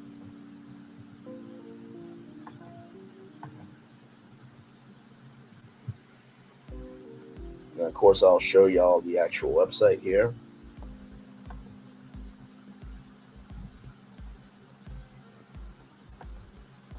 And this is the Care Counseling Center here at 1 Westcliff Street, Somerville, New Jersey, 08876. Phone number is 907-617-3234. That's 908-617-3234. That's 908-617-3234. And info, info at CareCounseling Center.org. So this is Dr. Maria Rodriguez here. She has a long resume of academic credentials, including 18 years as a college professor in the field of psychology. She earned her PhD from Capella University and master's degree from William Patterson University. So I'm showing her because she was on this great site here, blackandbrownsuccess.com. So she deals with everything involving personal conflicts and emotional challenges for adults and children, deal with everything from mental health issues, trauma, PTSD, anxiety, depression, to bipolar disorder, schizophrenia, substance abuse, and idle thoughts. So there you go, right there. And she was nearly an instructor for 15 years. So congratulations to this beautiful sister here. Here is her Instagram. They also speak Spanish as well. So shout out to her for that. Absolutely incredible. Love being able to do good stuff for the people. Really do. Really, really do. Oh my Lord, man.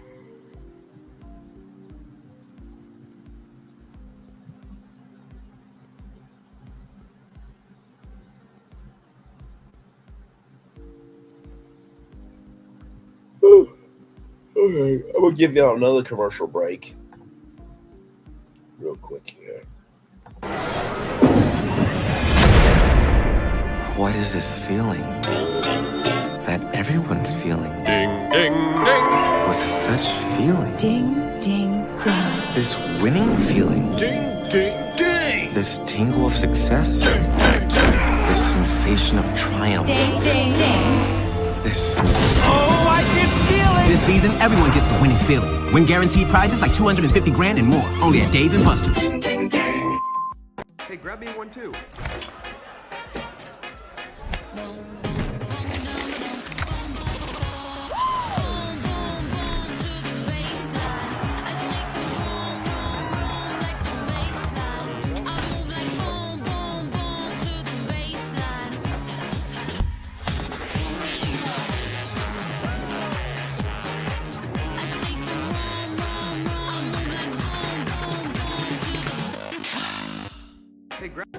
Welcome to Copeland's. Copeland's is not just some fancy place for your big night out. In fact, there's no occasion too big. Or if you like, too small. Copeland's. There's always something good. I finally did it. Popeye's new chicken sandwich. I've been trying to make the perfect chicken sandwich forever. How does that make you feel? You know me. It had to be just right. Finding a bun as good as my chicken was not easy. I mean, I did it, obviously. I think we've made a lot of progress here. I feel great. Good talk. I'm proud of you.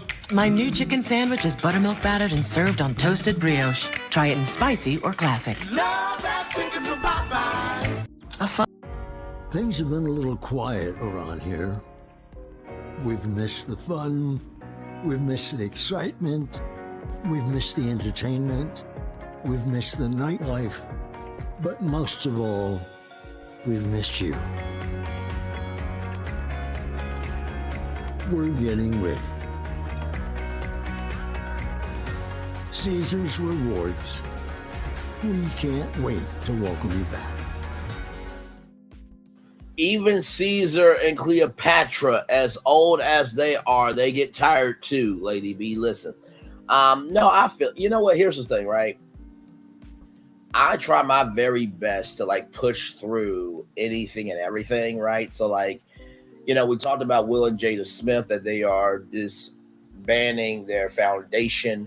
They say after the Oscar Slap-A-Lot, donations decreased significantly. Then Alisha Brooks, the owner of the Black Hair Experience, talked about that beautiful sister there, broke down Vice and the antithesis of Vice and where Vice could go. Then Go Media sold off some websites, some digital platforms to other companies. Then the IRS is saying that there's over $1 billion that people have not claimed in terms of their tax refunds. And then Dollar Tree is going to be marking some items up to $7.50. So jam-packed show per usual. And like I said, when I make a commitment to something, I make a commitment to something, right? Like, I'm just going to let y'all know this right now. When I get to that hour, okay, I'm not going to sit here, bro, y'all. When I get to that hour sometimes, y'all, I am so grateful when I get to that hour because, man, I get to turn off my camera and rest. But I at least give y'all a full show for an hour. Y'all cannot ever say that Bray Lee does not stay on camera for at least one full hour. But that toughness, that character, that integrity of, you know, being committed, that comes from my parents and my village. So even though I may do yarning from time to time, I still push through. You know what I mean? And once you push through it, you're done. You know what I mean? So, but I think it was still a good show with some good topics. Maybe not one of the strongest shows, but also too, I've come to recognize that sometimes what may seem like a weak show to you may be a strong show to somebody else. Because there are, I mean, all these topics are hot. Especially the IRS one. There's over $1 billion in tax refunds. You know what I mean? So Thank you. I appreciate that. Because, child, let me tell you something. Listen, I don't come on for no 6 minutes and then go. I actually give y'all a full whole show. So,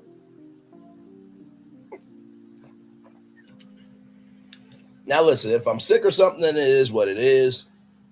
You know, my mental health and my physical health will come before virtual tour always. But, you know, if I'm just tired, I'm tired. But also, too, sometimes your tiredness actually brings more emotionality out of you because it's just like, yeah, I'm so mentally tired. I'm just going to say what's on my mind and be done with it. It makes for an authentic show. And honestly, too, like, I think that vulnerability is a strength in doing live streams. I really, really do. Because think about it, right?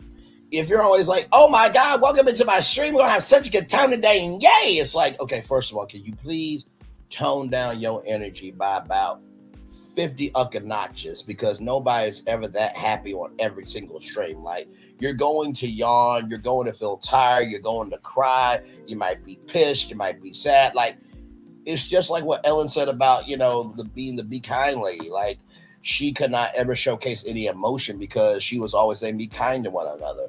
But I felt for Ellen because I'm just like, she just wanted people to be kind to each other. But that doesn't mean that you're not allowed to be human. You know what I mean? So, but yeah. And like I said, somebody probably look at this and be like, wow, I didn't know about Will Smith and Jada Smith disbanding their foundation.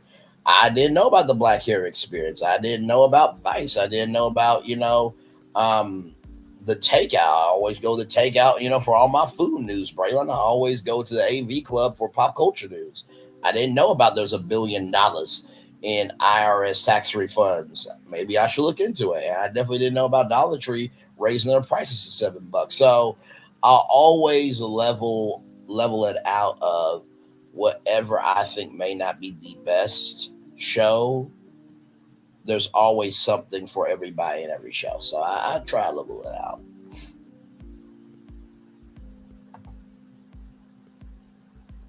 But yeah. But yes, indeed. So at this point, we're just chilling, everybody. We're on the highways and byways of the possibilities of what can be. Yeah, like I said, I mean, it was like what Nikki News said, and she was so sweet and saying, she was like, you know, I feel like this outfit when I'm not here. Like, you know, it happened even that don't happen anywhere else. I dropped the link just to keep it consistent over here that you guys have a voice on the channel. But yeah, I definitely do my work in making sure that you guys know about things that maybe other people won't know about. So, you know, for example, when the Jasmine brand, you know, talked about Dr. Phil and Steve Harvey doing a TV network, like, we already covered that over here. Not to mention gave y'all the breakdown of Steve Harvey having his own network already because he bought shares from Mark Cuban for Access TV and HDNet, but he's not doing anything with that. Like, not too many people knew about that. So, like, you know, I know what I do is very unique over here, and you know, listen, we just put the foot on the gas pedal. You know what I mean? Because like I said, in the Love and Marriage Huntsville sector, this show is probably one of the most diverse shows in the sector. You ain't gonna find nothing else like it in the sector. I'm sorry. And like I said, there is no disrespect, you know, to all the content creators in this sector. You know what I mean? But I do believe that, you know, Black people and minority and indigenous people of color are definitely more than reality TV. And I want to showcase that every chance that I get. So.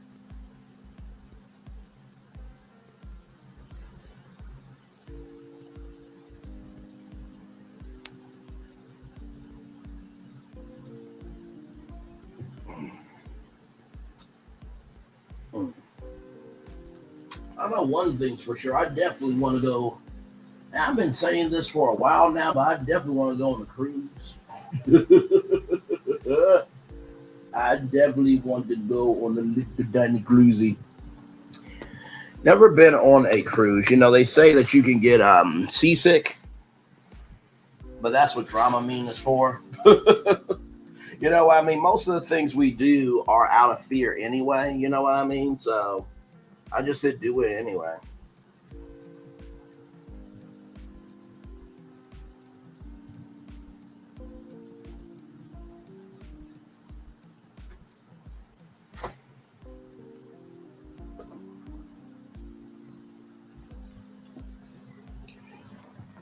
Sorry, y'all. Like I said, I already told y'all I want to go on a Virgin Voyages cruise, and y'all know I promoted them. And by the way, shout out to Virgin Voyages too. They did not come for my video when I played like their commercials and stuff. Shout out to y'all for that. I appreciate y'all. I really, really mean that. And other companies really should embrace content creators like me that talk about hot topics, because guess what? If we promote your brand and somebody books a cruise or, books a product or service, guess what that means? We're doing our job. Okay.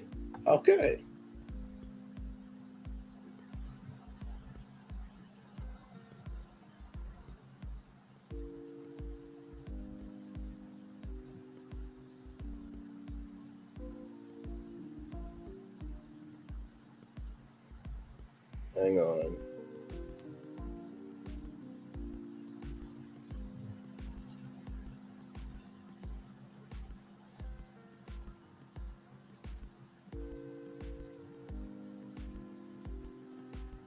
Ciao.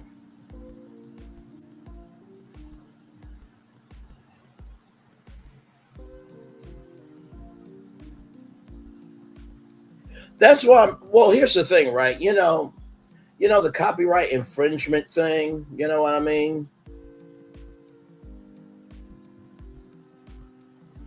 But this is the thing, right? I feel like, and I've said this before with YouTube, what they need to do is they need to have, YouTube needs to have a check mark for every YouTube page of can you use their content or no. But also, too, what all these companies need to do, they need to do a content creator request form. So that way you can insert yourself as a content creator. So when you play their videos, you won't get copy struck.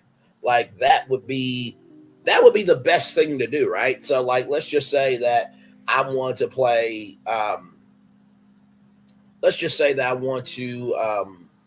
play shows from ABC, play clips from ABC. If I am a ABC affiliated content creator, then they can't strike my channel, right? So that's how I truly feel about it. But I do give credit to Virgin Voyages for just letting things be.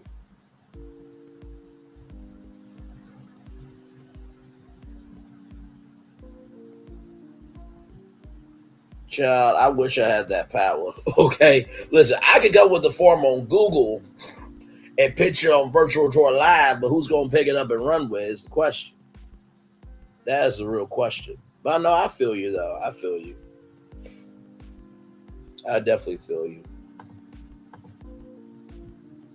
Also, Carnival Cruise Lines isn't bad either. Now, some people think that Carnival is cheap, but here's the thing, right? I feel that cheap is only in the eye of the beholder, right? Like let's go with Carnival Cruise Lines right now. Why not? Since we're just chilling at this point, y'all. Since we're just chilling.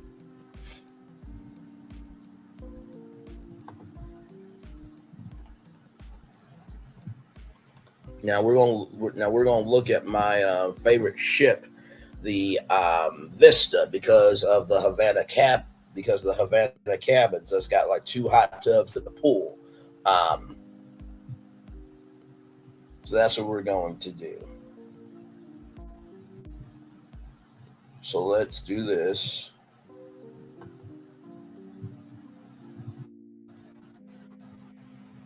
All right, let me show you how here. Let me see. Present. Share screen. So we're going to look at Carnival Cruise Lines.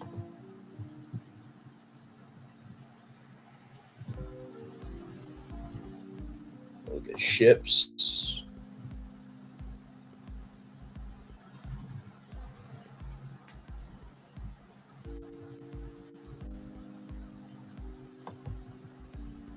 And I'm going to go to my favorite ship. the Vista.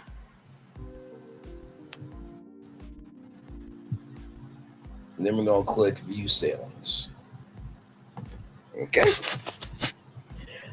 Now, by the way, if you guys do the older ships, they usually will have cheaper dates because the newer ships will be like $1,000 for a vacation. Just letting y'all know some inside info. So look at this, right? So $429 per person. So let's just say that I wanted to do this May 26th to June 1st, right? Well, you know what? Let's do this. Yeah, we could do that. Sorry. I was just thinking out loud, guys. So here is the interior right here. So Sunday, May 26th to Saturday, June 1st. 1 room, 2 guests. Guest 1, $829. Taxes, fees, and poor expensive, $349. Prepaid gratuities. Added vacation protection. And then here it is here. Free room location upgrade may apply. You get to choose your own room. Now, this is my thing, right? I'm going to change it here. This is just going to be me. Just to show y'all an example, okay? Don't at me. So we're going to change it to 1 guest. And you can do this, by the way, guys. You can. Y'all already know I am from Ohio, so I'm not doing anything crazy.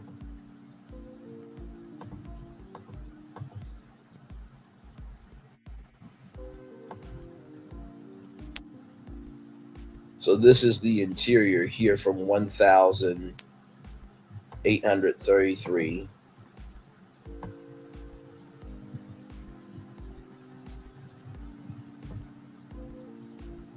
So we'll choose that one.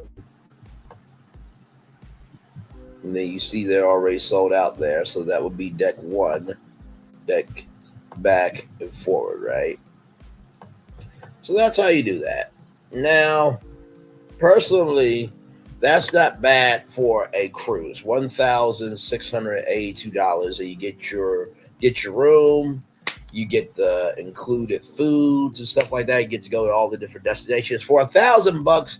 That's not bad. So when I hear people say, "Oh, Carnival's cheap," this, that, and the third, that's all in the eye of the beholder. Okay, just being real. But let me show y'all why I love the Carnival Vista so much. Let me do that. Carnival Vista.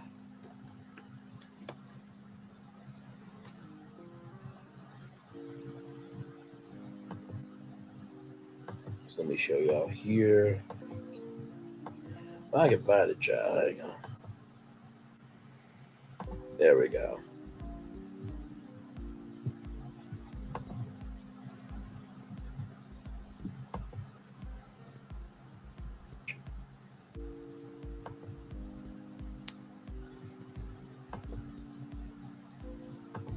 Okay, here we go, y'all. All right, Carnival Vista Tour is on deck. Let's roll it. Hello, world. I'm Vista, Carnival's newest ship. Oh, that's me there, gliding along the high seas. And this is also me talking. Well, because who better to give you a tour of me than me? Woohoo! I'm excited. Okay, let's get started. My atrium is a good place to start. It's the perfect spot to plan a fun day or hang out with friends. Plus, get a load of this snazzy LED column. Speaking of friends, the Red Frog Rum Bar is the place to hang out with a frosty tropical beverage. Oh, don't tell Blue Iguana Tequila Bar I said that. I just love pina coladas. Let's jump right into the action at Sports Square. There's everything from a jogging track to mini golf to a ropes course. The difference is all these sports come with sweet views. You're welcome. You're also welcome for this little mind-blowing number, Skyride. It's exclusive to me and just what it sounds like, a bike ride in the sky. So long, limitations of gravity. But wait, I'm not done blowing your mind. My water park is home to the Kaleido Slide. It's as close as you'll ever get to riding through a giant kaleidoscope. I'm talking light effects and big splash action. On that splash note, the Tides Pool is one of my favorite places on board to take in the endless horizon. Really reminds you how tiny you are. Well, not me, because I'm a large ship. But you know, it's like we're all just small, tiny pieces of a big, beautiful world. Whoops, got lost in a deep sea thought. Time for lunch? Grab a slice of pizza. Or might I suggest lobster rolls from my New England-inspired seafood shack? I've actually never been to New England, but any place with lobster rolls sounds nice. If that doesn't float your ship, head to Guy's Burger Joint, designed by my friend Guy Fieri. Yes, that Guy Fieri. If Guy were here, he'd tell you to pair that burger with a pint. And Red Frog Pub and Brewery has great views and even better brews. That's where the and brewery comes in, as in a microbrewery. On board? Is this real life? Sure is. As long as we're talking real life, I'd never forget those traveling with family. My Family Harbor staterooms and suites are designed especially for you and your clan. And when I say especially, I mean these rooms come with access to the Family Harbor Lounge where you guys can hang out, play games, or my favorite part, help yourself to cookies and snacks. Also, not shabby whatsoever, my Havana staterooms and suites. They all come with exclusive daytime access to my favorite place on board for a mojito. The Havana Bar and Pool feels like a slice of old Cuba magically transported itself and all that charm smack dab to the middle of the ocean. And the only thing that outdoes the mojitos, this view. Hey, they didn't name me Vista for nothing. So y'all saw that, right? So you get this view. Hey, they didn't name me Vista for. So you get. So if you stay if you stay in a Havana balcony or interior stateroom or those Havana cabanas, you get access to these 2 hot tubs and a pool. Whereas with Mardi Gras,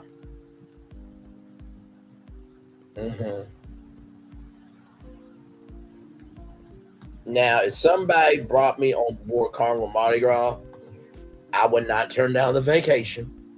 Okay, so I just want that to be on the record, please and thank you.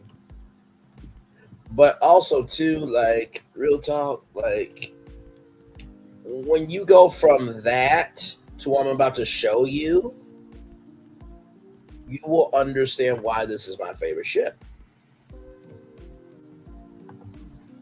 You will understand why.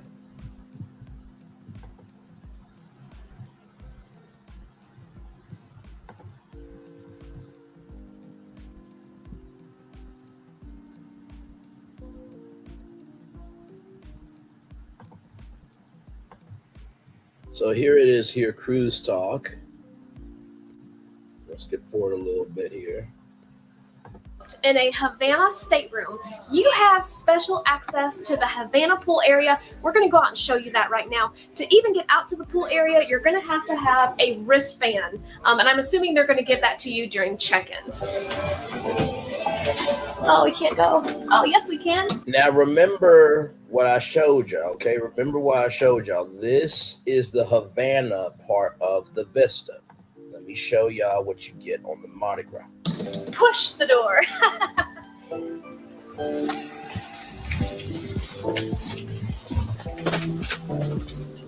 It's such a discount. It really is. All right. Okay, this is really nice out here. Go ahead and show them the pool. Welcome to the pool. Yes, we have lots of loungers in the sun, and then you have several loungers that are for you in the shade.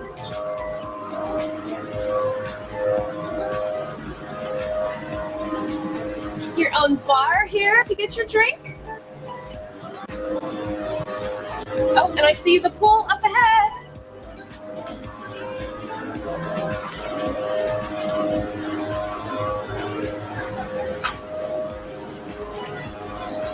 Let's go check out this pool. Now look at this. I want you to see. This is a disgrace. Look at this. All right. Look at this. Look at that kid. You go from. I'm sorry, but you go from this. Okay, you go from this having 2 hot tubs and a pool all to yourself to this bathtub of a pool. Where they do that at? Where they do that at? Where do they do that at? Like, I'm sorry. Like, like I said, if I get to go on Carnival Mardi Gras cruise, I will not be disappointed. It's a very nice ship. Carnival outdid themselves with Mardi Gras, okay? But you're going from this to this to this, okay? Now, I'm going to show y'all what they could have done, right?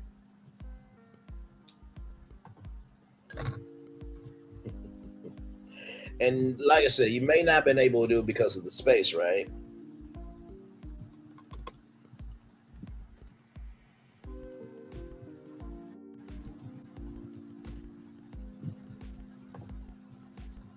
Now, this is just me, okay?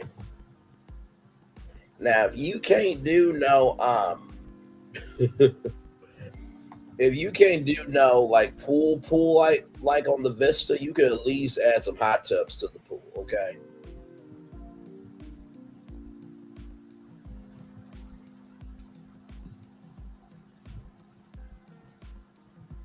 Now they could have done this, right? They could have done this right here.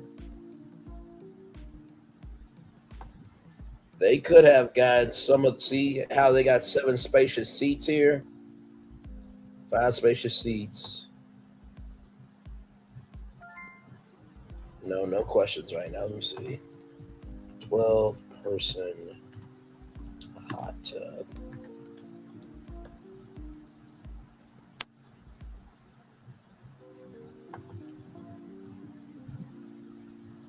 But they could have done something where you could have like a 12-person hot tub. You know what I mean?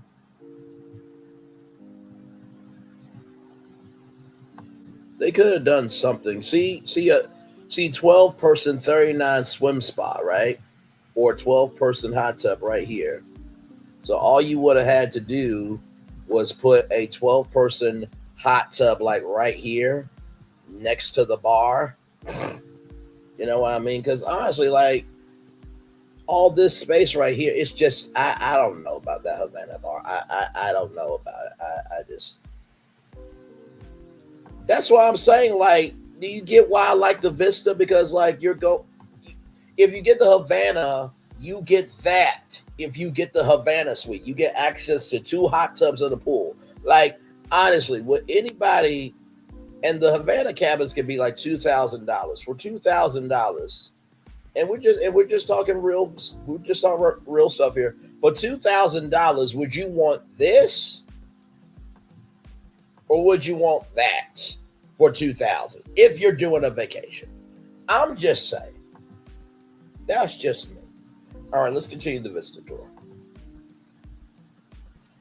For nothing. Whew, lots to take in, right? Are you having fun? Because I'm having fun. Anyway, let's keep these chill vibes going and head to the Serenity Adult Only Retreat.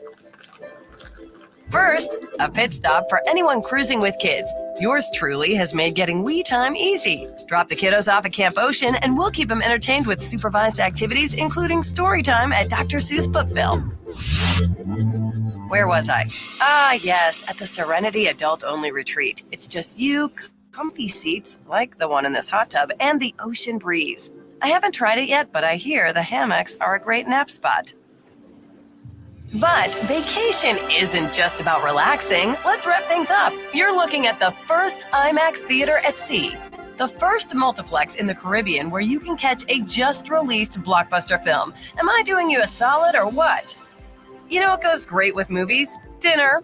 And man, do I have options. Buckle your taste buds is all I can say. Here at Fahrenheit 555, the steaks are as fine as the views. And not to outdo myself, but even the sushi ships at Bonsai Sushi come with stargazing opportunities. I basically make dinner a round-the-world experience. At Cucina del Capitano, the Italian dishes are family style and inspired by our captain's mama's cooking. Or you could try the appetizer to dessert Asian-inspired menu at GG Asian Kitchen.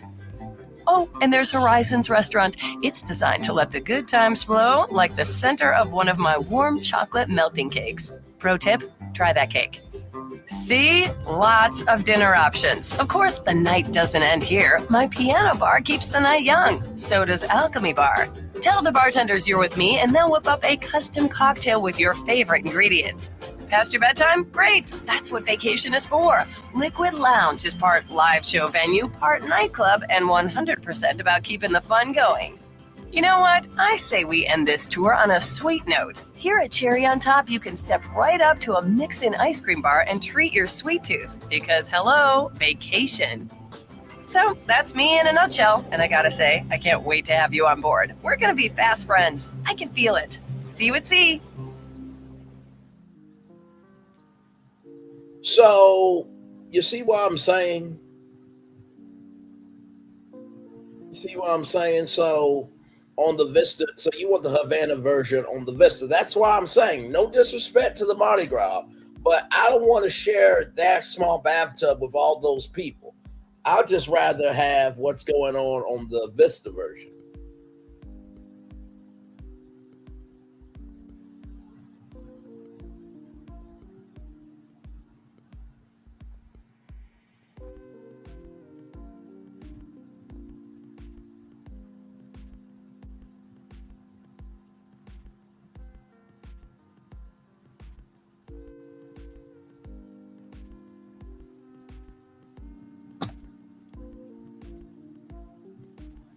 So, you know, hey.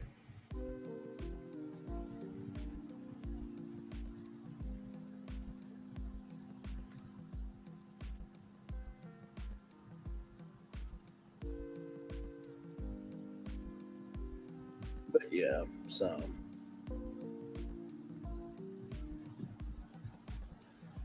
But that's just me, though. They used to have something called, let me show y'all.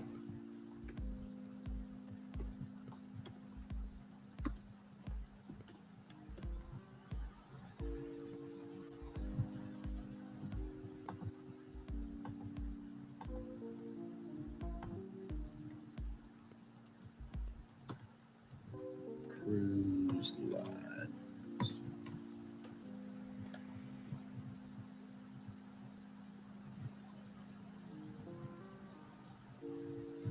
So here is something that they did a while back that not a lot of people knew about.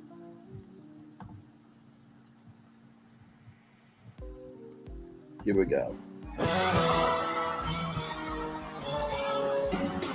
Calling all music fans, the 2014 Carnival Live Tour was one for the books. But don't worry if you missed out, because the 2015 tour is going on right now.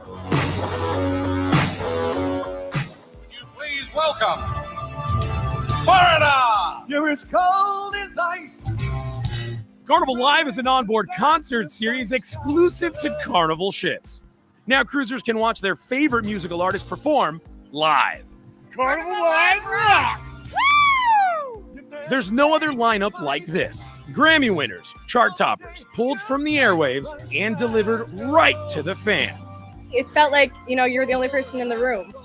In 2014, Carnival cruisers jammed out to such greats as Styx, Foreigner, Gavin DeGraw, and Jennifer Hudson.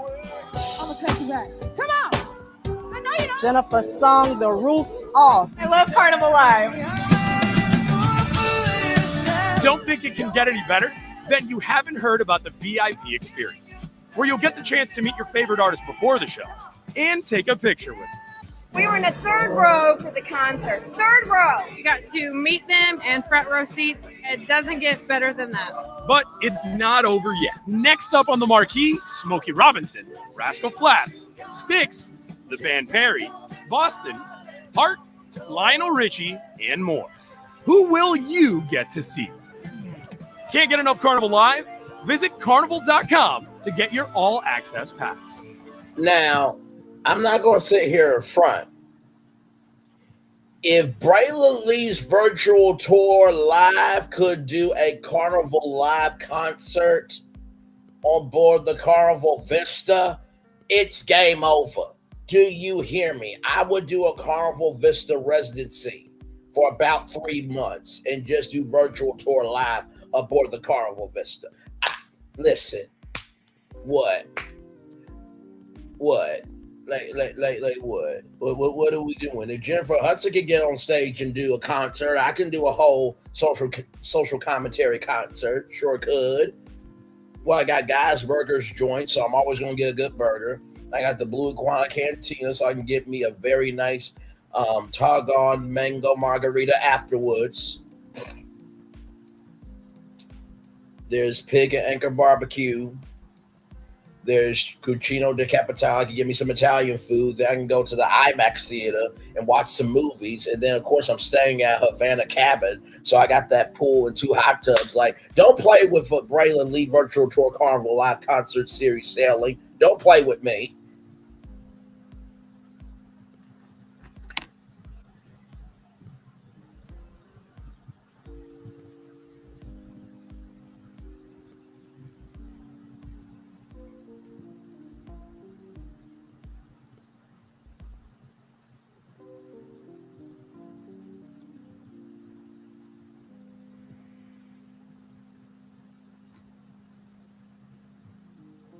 I really want to attend the 50th anniversary hip hop cruise. Yeah, that one was going to be a big one.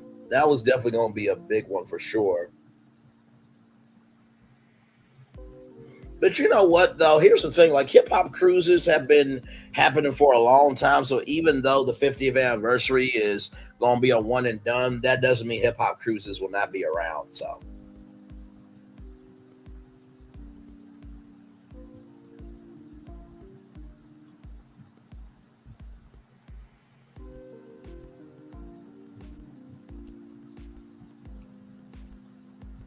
But yeah.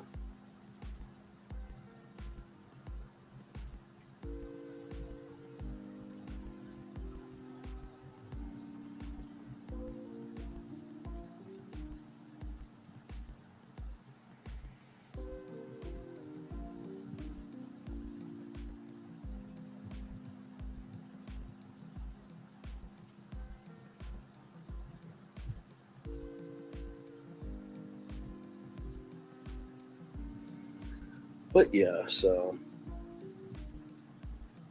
and so let me show y'all the theater.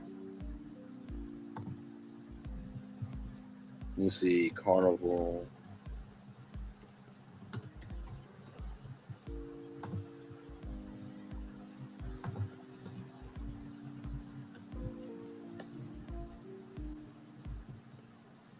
Let me see here, the Carnival Vista stage.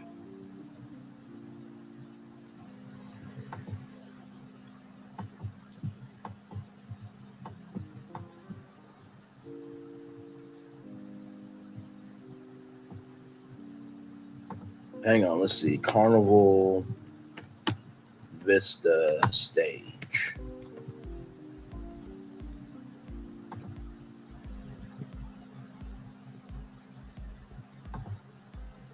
And let me see if I can bring it up.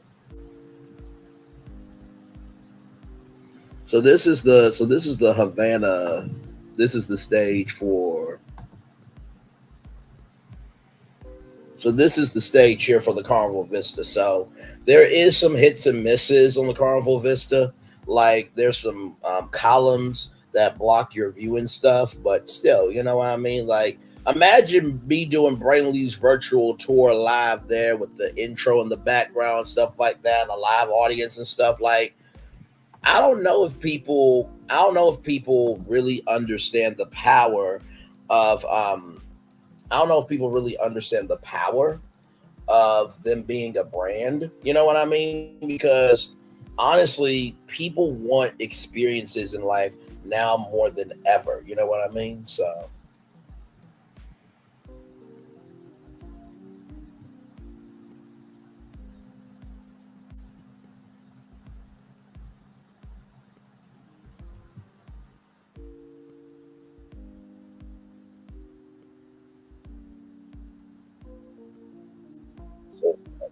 That's why I would ask. Like, if Carnival came to me and said, "Hey, do you want the Carnival Live series?" I'm like, absolutely. But also, too, if I do a Carnival Live series on the Carnival Vista, I also want other content creators to have the chance to be able to do their own residency or Carnival ships. And honestly, Carnival really should get into more content creators doing residency. Just imagine if you can go on tour, not tour, child. Imagine if you can go on a Carnival cruise and you get to experience Kempire live. You know, he's been doing Kempire After Dark. Imagine if you could sail with Kempire on a Carnival cruise or a Royal Caribbean cruise. He's like performing live and doing what he does with commentary and stuff. Like, it would be legendary. It absolutely would be legendary.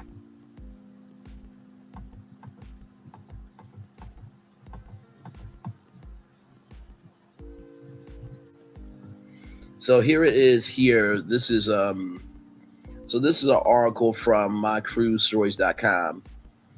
So they said Carnival Things has all the things to like, starting with the tube off the top. So this is the first one where you slide down on the tubes. So the Vista was the first ship with a salad bar on the Serenity deck. Bad thing about the salad bar is it's only open at lunchtime on sea days. And then they have the Sky Ride, which a lot of people like. And then lunchtime at the Lido buffet was another first for Carnival. Homemade ice cream while you wait. Waiting was the bad thing because the ice cream was such a hit when they ran out. Now, of course, people really like the IMAX. And then instead of buying actual photos to get thrown away, they sold the photos digitally. And they did not have a printed photo option for anybody who wanted that. And then the Red Frog Rum Bar was another thing that people liked. So those are some of the likes there. But the hit here is the Not So Brilliant Theater making a theater double as a nightclub, which makes a theater with barely good seating anywhere in the house other than the very front row. We talked with somebody who went there when it was a nightclub mode, and they said it functioned very well as a nightclub. Going to a show didn't mean seeing the show, mostly hearing it while looking at the back of someone else's head. Even the balcony seats were hard to see from. The front row had blue plexiglass barrier obscuring the view. The rest of the rows looked at the backs of the heads, except one small section where the seats were actually set high enough to see the person above you, as long as you didn't go too high in that section, because the upper seats had viewing from the ceiling. So, listen, there's going to be wins and losses on every ship. Now, I do agree that most cruise ships should have a nightclub and a theater, you know what I mean? But that's just me, though.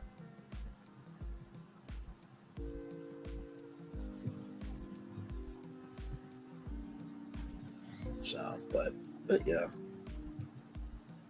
And like I said, I already told y'all about not Carnival, but Virgin Voyages, which I really want to do that right there. And let me show y'all Virgin Voyages Red Room. VIR Virgin Voyages Red Room.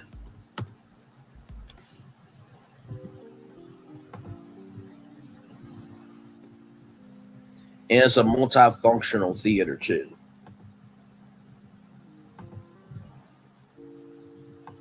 So this is the red room here. So it can convert into a little bit of everything. Hang on, let's see. Open a new tab.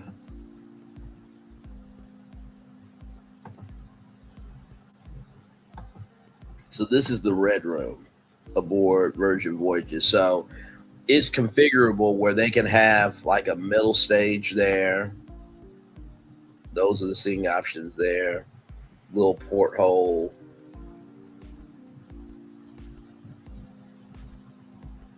And then it transforms. You see it moves and transforms into a actual dance floor. And then you have regular seating. So if I was Carnival, I don't know how you would update that, but that's what I would have done. I would have just had a multifunctional purpose room. And then you have, of course, your regular talk show style seating. That's dual reality, by the way. So you see how they're able to multifunction that, right? So it's really cool. Really, really cool. The one I went on did. What do you mean? You mean for Carnival? Is that what you're saying?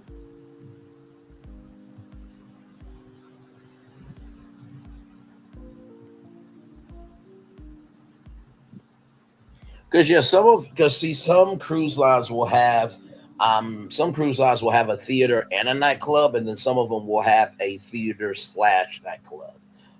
You know what I mean? So, but hey, it is what it is, though. But I look at it like this. Oh, okay, that's what you meant. Okay, gotcha. But with that being said, like y'all saw the Vista ship. I mean, honestly, you probably won't be going to the shows that much anyway. If you're really with your spouse and your kids, you're not going to be really going to the shows that much anyway. You're going to be enjoying, the burgers and the barbecue and the tequila and the rum. And, you're going to be out and about more on the ship than actually going to the theater. You know what I mean? The only time you really go to the theater is for your mustard drill, probably. And that's to let you know, like, how to save yourself in case the ship, drowns and all that type of stuff. But besides that, you're not going to really be at the theater that much. You really won't. So, but hey, we'll see.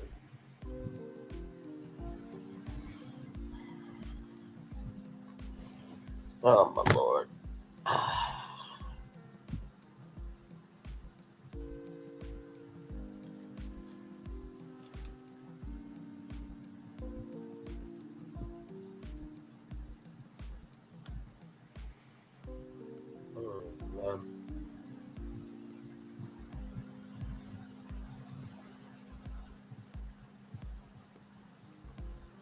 Yes, there we go.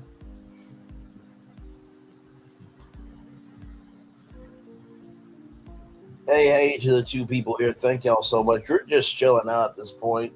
I did the whole show and we're just chilling. Just a chilling. That's all we doing. That's all we are doing. We just chilling out. Oh man.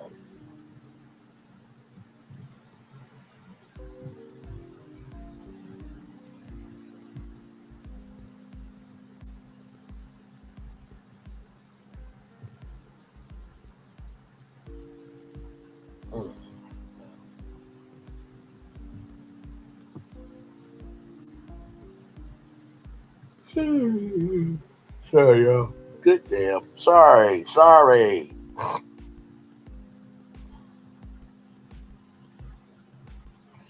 And to be honest with y'all, like if I was really on vacation with somebody, like I don't know. I feel like on vacation I'm more of kind of a lazy person. Because I feel like vacation, you're supposed to be lazy. I don't know what it is. Like, I understand there's some people that, oh, I want to go see this. Oh, I want to go see that. It's like, okay, do that, but also to like enjoy your vacation. Like that's the point of being lazy. You know what I mean? You're taking a week, 2 weeks out if you can, and you're just trying to rest away from the world. You go on vacation to not be busy.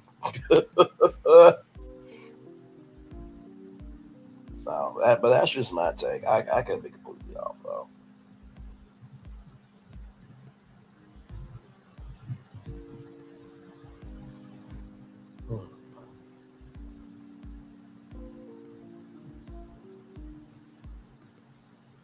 Stuff shit.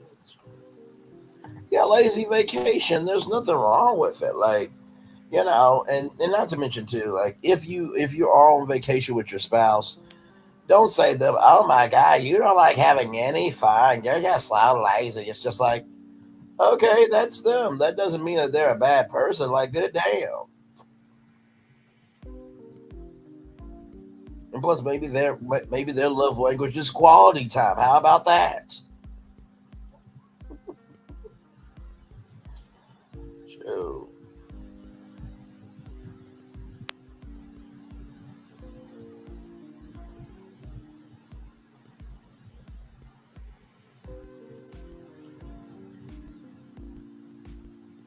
You're not leaving. Wait a minute. She said she ain't leaving the boat. I cannot. She said, why am I going into water? when I can drink water on the ship? Why am I doing that? I cannot. I simply cannot. Oh my Lord, that's funny. But I mean, like from the Vista ship, it really does look like you don't have to get off the ship for nothing. Absolutely nothing. I think, let me see. Carnival Cruise Line's TV production company.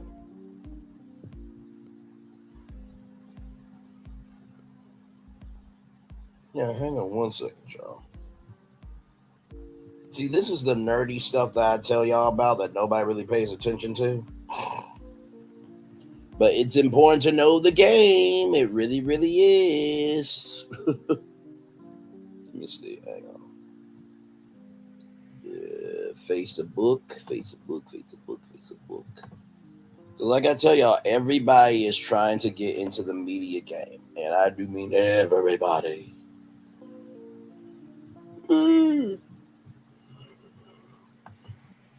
Jesus.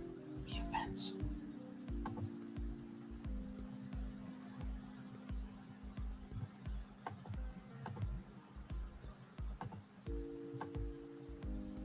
Okay. Go back. Okay.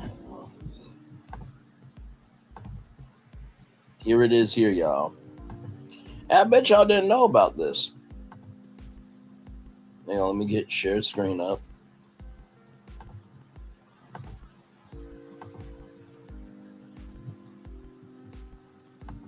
Here it is here.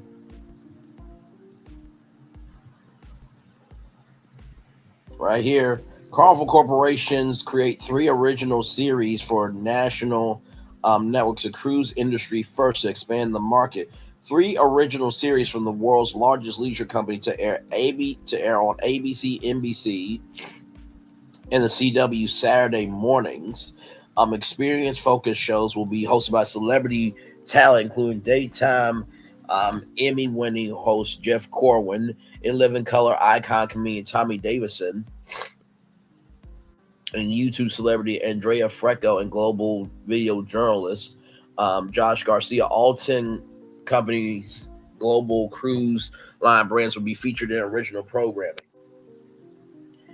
So this came out September 19th, 2016. The world's largest leisure travel company announced today that it has created 3 original TV programs that will air on major networks on Saturday mornings beginning October 1st, representing a first in the cruise industry. This innovative communications approach builds on the company's strategy to highlight why traveling by ocean to experience global destinations have become one of the best ways, and to learn about the world of the cultures.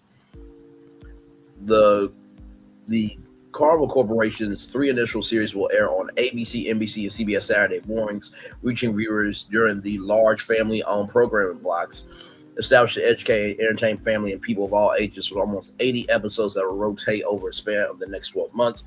The new experimental series will use compelling, authentic storytelling to share the powerful way travel by sea connects people, places, and cultures around the world. The company has produced a 4th series that is expected to air in a midweek evening on cable in early 2017. So they have Ocean Treks with Jeff Gorman, ABC Saturday mornings. The show follows Jeff Gorman as he embarks on adventures at some of the world's most exciting destinations, rappelling down cliffs, flight, seeing to glacier landings, mountain climbing in a national park, and zipline through a rainforest. The Voyager with Josh Garcia, NBC Saturday mornings, follows video host and world traveler Josh Garcia as he goes off the beaten path in fascinating seaports to meet locals who share their rich history. And then Vacation Creation, featuring Tommy Davidson and Andrea Fusecco as hosts. They go beyond the typical travel show, personalized vacations for a lifetime for couples, individuals, and families facing hardships. The show follows Davidson and Frecco as they tell inspiring stories and surprise guests with a dream vacation. All 3 programs are scheduled to run for 30 minutes. And they're all Ocean Treks and Voyager are scheduled to air at 9 a.m. local time, and Vacation Creation at 10:30 a.m. local time. Exact air times are subject to change. So there you go. Yeah, I know. It's the media stuff, guys. I know. But like I said, it's important to know. It is important to know the moves that are being made in the game, so that way you know what you can use to get in the door. Because honestly, like, I'm gonna just say this right now. It's great that they created these 3 different shows, but they were for kids, right? And if I'm Carnival Cruise Lines and I'm the world's largest operator, like like a reality competition to find, a content creator that wins their own Carnival live concert series residency would be an amazing competition, right? Oh my Lord Jesus, it's the creativity of these people that get on my nerves. My Lord. My Lord, my Lord, my Lord.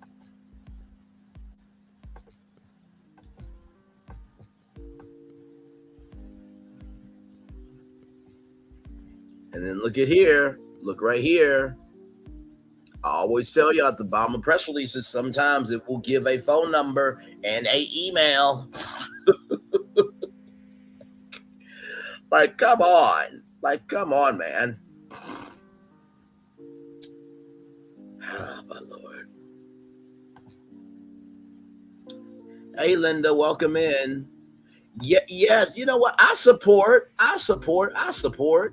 Hey, Linda Gamble, welcome in. Good to see you. Yes, I do support. Yes, I do. And I've shared a couple of your things. And listen, I post on Facebook basically about every day, and literally it will be some of the most random stuff. Like, if y'all don't know me by now, I will post food, I will post BBWs, I will post social issues. Like, that is my Facebook. You know what I mean? So.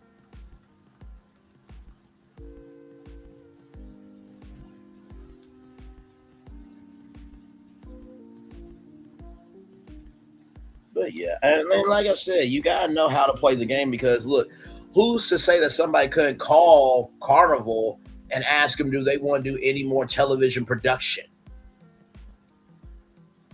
You know what I mean? Oh, thank you very much, Linda. I appreciate you. Listen, it's not easy, and like I see you, I see Rose Armstead, I see so many moderators jumping from channel to channel.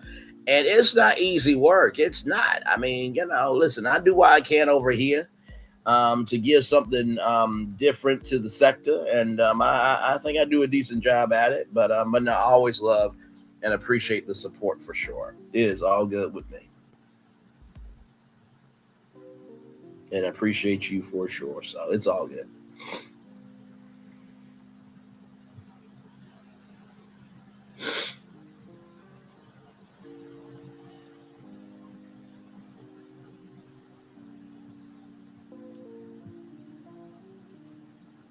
But yeah, so thank you. Listen, it's difficult sometimes, you know what I mean? Because I'm just like, I cover Love and Marriage Huntsville, but I don't cover everything of Love and Marriage Huntsville, you know what I mean? But I think I give a good balance, though. I really do. I think that, when it's necessary to cover Love and Marriage Huntsville and it's impactful news, of course, I will cover it because y'all know, even though I don't say everything, I don't miss anything either. But also too, I think you also have to know when to hold them and know when to fold them, right? And I think me being able to talk about many different topics, it allows me to be able to not be so constricted. You know what I mean? So, and listen. Everybody's going to do what they want to do, but I believe that life is bigger than reality TV. And I hope I showcase that with the stories that I tell on this channel. So I don't miss nothing. Not a damn thing. Like, and this is the thing too. I know that some people are probably like, Braylon, you said your opinion on Chit Chat with QT's panel. You said on T Talk's panel. You said on the Silver's panel. Okay, yeah, I did. And what's your point? Move on. Like, If I need to clarify anything, that's what the channel is for. But I only do it when it is significant news, like this whole thing that's going on right now with the girls' trip and everything in between. Yeah, you listen. Sometimes you do need to be a neutral party in the midst of it all, right? Because, like I said, with this storyline that's going on right now with this girls' trip and Sunny and Stormy and Tisha and Melody, like, y'all, really, like, it's significant, but it's not so significant where, like, I don't know, like when Martell got arrested, that was a significant story, right? Not saying that the girls' trip is not significant, but it's like when you put people together on a trip, it's going to happen. Like, do we not know, like, all the trips that they've taken? Like, the Houston trip was a whole big kid and caboodle. When they went to Vegas, it was a kid and caboodle. Like, when they went to, hey, Nikki D's welcome in. When they went to the U.S. Virgin Islands, it was a kid and caboodle. So, like, y'all, they don't work together well on trips. That's nothing new to know, okay? Like, I'm just being honest with y'all. But just because I'm saying that it's not important doesn't mean that there's not a significance to it, right? And I get it too, right? If you cover Love and Marriage Huntsville, you got to cover everything in Love and Marriage Huntsville, right? Because, if, the words of Wendy Williams, you miss a day, you miss a lot. But I think with me, I think people kind of know me as, okay, Braylon's going to cover the show. He's going to do his 901 videos. He's going to do his legendary review. And then whatever else happens, he's going to let everybody else cover it. But he will comment on it if it's important. And that's a very good space to be in. That's a very good space to be in. Like, the only thing that y'all could probably say about me is that Braylon covers a little bit of everything. And that's probably all you can really say about me. Because I don't just cover, I just don't cover media and entertainment. I cover entrepreneurship. I cover real life stories. Do you think it may be the last season, the whole DC cast has quit? The whole DC cast?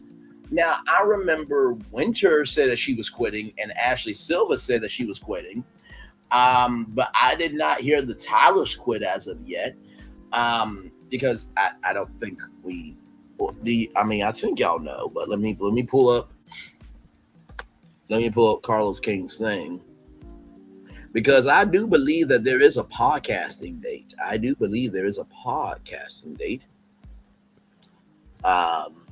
About his Reality with the King tour. And so, like I said, out of all of these dates right here, of course, the Tamar Braxton one is going to sell out because, the Braxtons are coming back to WeTV. So I'm assuming that he is going to be getting inside tea on that. And then you see that date there, Sunday, May 12th at the Howard Theater. That is going to be a fire date because guess what? Now you have a whole cast that feels like the stepchild because you didn't talk to him for a year. Now you have this thing about the Tylers and the side dude from Winter and Ashley. And then Joy, Joy didn't like Ashley being in Clifton's face. So you got all of this. And Sunday, May 12th, I mean, listen, I don't know what's going to happen. I don't know what's going to happen on May 12th, but I promise you this. There may or may not be a May 12th date for his live tour. I said it. Yes, and that is Mother's Day. So just imagine on Mother's Day, you being a mother. Like, here's the thing. If I'm Arena Tyler, it's Mother's Day. I would rather spend time with my kids than go to a podcast taping with two heifers that tried to drag me and ruin my life. Like, really? But then again, her friend Joy is going to be there. So you already going to have two camps. You're going to have Arena and Joy versus Winter and Ashley. So, child, that is going to be quite interesting. And I'm just going to say, Carlos, you probably need to post that podcast taping. You probably need to post that podcast taping the next day, okay? Because if you don't, the content creators that will be there, they're going to post the clips anyway, and you're not going to be able to use the excuse, well, guys, I got to wait until the season premiere, because guess what? May 12th is after the season's over with. I follow the Tires on YouTube, and they said they quit the show. Okay. So if they quit the show, then what's the point of the May 12th date? Oh, my God. Oh, my God. I mean, Lady B, I mean, DC, it is a show. I'll put it like this. DC is an addition type of show. It's not a multiplication type of show. Now, what do I mean by that, right? DC is an addition show. So they add to reality TV. They don't multiply content. Okay, so just say, but you know what? I do think that the Tylers could have their own reality show. Their son that is blind, and little Jamie and their beautiful daughter Brittany. I think that family definitely has a lot more energy to them. I think Joy and Clifton will probably enjoy their piece. I think the show is probably going to hurt Winter and Ashley the most, because nobody knows who they are, and they're the ones that desperately need the platform the most. A lot of people didn't really tune into Detroit. It just, like, here's the thing, like, Huntsville opened up the door for DC and Detroit to exist on now. Like, real talk. Without Huntsville, there is no franchise. And I saw like a clip. I think I saw a video from Anonymous T. By the way, shout out to Anonymous T and many other content creators that said that Carlos implied that Love and Marriage DC was the #1 show. Love and Marriage DC is only the #1 show because your main show, Huntsville, isn't on. It's not because of the storylines. Just saying. Because right now, which show is getting more content on YouTube? Is Huntsville getting more content on YouTube, or is DC getting more content on YouTube? And I mean on a regular schmegular basis. Okay? So I just being real. I do not think Detroit is returning. Let me go to deadline.com because there was an article.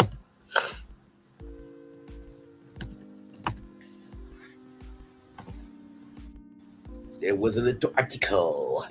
I love information, don't you? It's great. It's just so wonderful, just great things like this. Deadline.com own orders more Love and Marriage Huntsville, and Detroit sets DC return.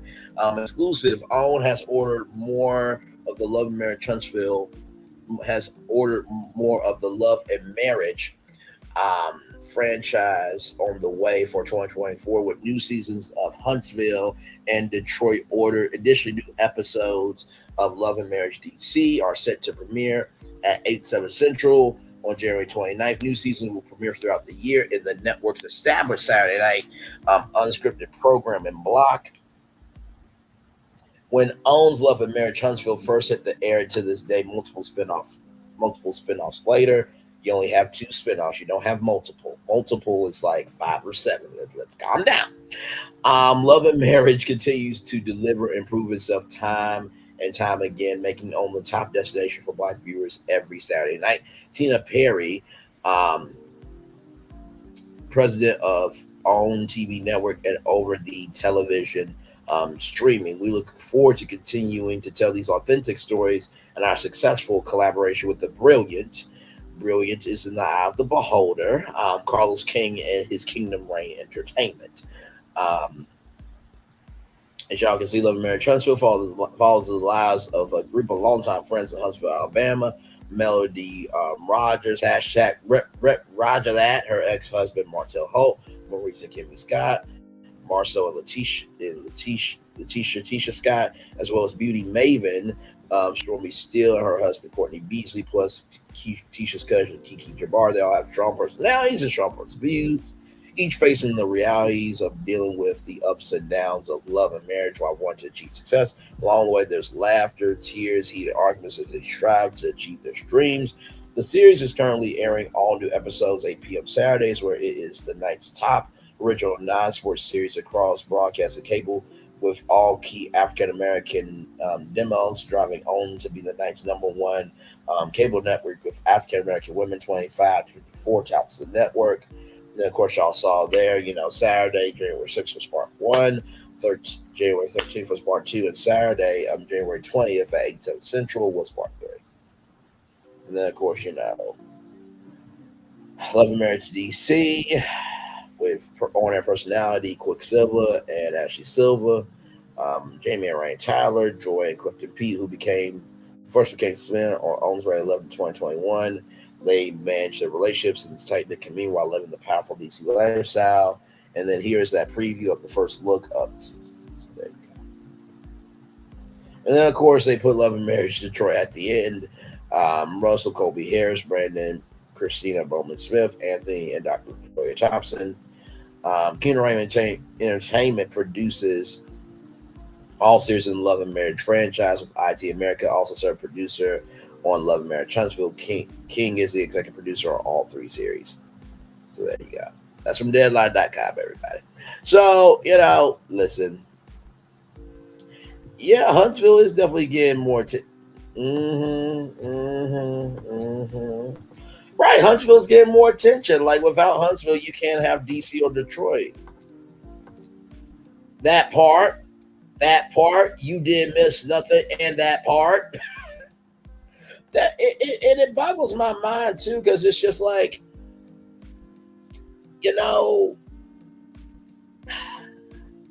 I keep saying that this is what I do in terms of media, being able to break down the behind the scenes of media. But I'm just like, how many Love and Marriage Huntsville content creators knew about this Deadline article? Like, no shade to anybody, but like, come on now, like, put some respect on my name. That's all I'm saying. Like, I'm just saying, y'all are talking about Love and Marriage Huntsville and DC and Detroit coming back, but oh my God, here's a whole article from Deadline. And listen, we're gonna listen to the article.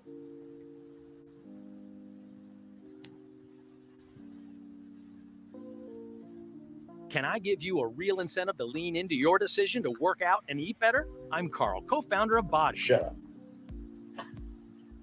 OWN orders more Love and Marriage Huntsville and Detroit, sets DC return. OWN has more of the Love and Marriage franchise on the way for 2024, with new seasons of Love and Marriage. Huntsville and Love and Marriage. Detroit ordered. Additionally, new episodes of Love and Marriage DC are set to premiere at 8 p.m. January 27th. New seasons will premiere throughout the new year in the network's established Saturday night unscripted programming block. When OWN's Love and Marriage Huntsville first hit the air, and to this day, multiple spin-offs later, Love and Marriage continues to deliver and prove itself time and again by making OWN the top destination for Black viewers every Saturday night, said Tina Perry, president of OWN TV Network and OTT Streaming.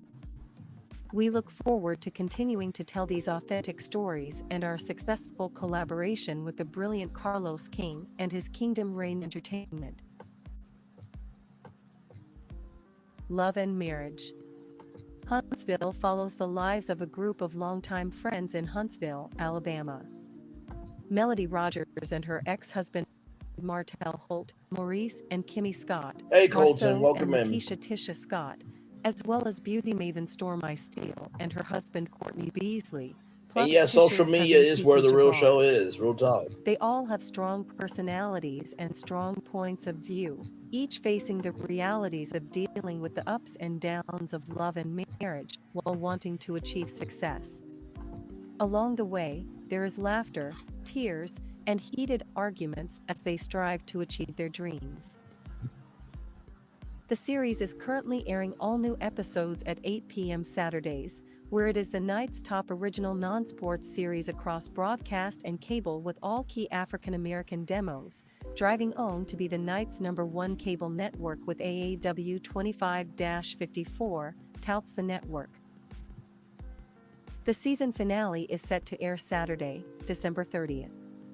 The show's three-part season reunion, hosted by executive producer Carlos King, will air on Saturday, January 6th, Part 1, Saturday, January 13th, Part 2, and Saturday, January 20th, Part 3, at 8 p.m. Eastern Time/Pacific Time. Love and Marriage. DC follows three black couples in the nation's capital. Jamie and Arana Tyler, Ashley Silva, and on-air personality DJ Quicksilva, and It's Joy all Carter good, and Lady Clifton B. Petty, who first became smitten on OWN's Ready to Love in 2021. The group of friends navigate their relationships and tight-knit community while living the powerful DC lifestyle. A teaser of the new season can be found below. Love and Marriage. Detroit spotlights a city on the rise and where black culture is strong. Hey, Tyler, The series T-Mon, centers G-Mon, on welcome three in. African American couples with deep ties to Detroit who have decided to stay in the city and prove they can provide the best lives possible for their families in this community on a comeback. Russell and Colby Harris, Brandon and Christina Bowman Smith, and Anthony and Dr. LaToya Thompson. Kingdom Reign Entertainment produces all series in the Love and Marriage franchise, with ITV America also serving as producer on Love and Marriage. Huntsville. King is the executive producer on all three series.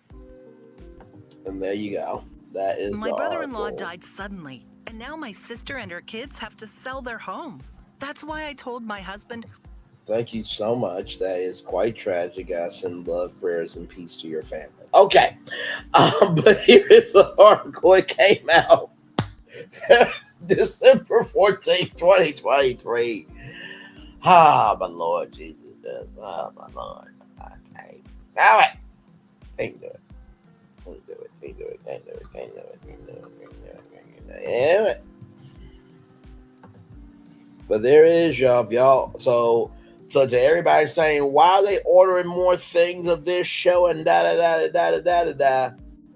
There it is right there. From Deadline, OWN orders more Love and Marriage Huntsville and Detroit sets DC return.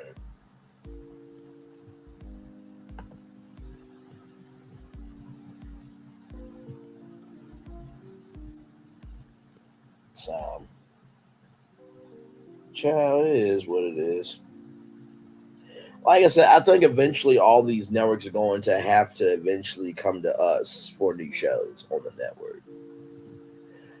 And like I said, you still can go to production companies, but also too, like, if OWN goes to these black and MIPOC owned production companies, y'all also need to give them the budget to succeed.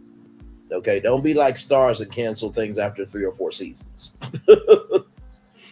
Which is quite shocking when I saw this article from Deadline that apparently they are not canceling Raising Kanan. So if you are a Raising Kanan fan, they are renewing it for season 5 on Stars, which I know that the Power Book 2 Ghost Cast is pissed.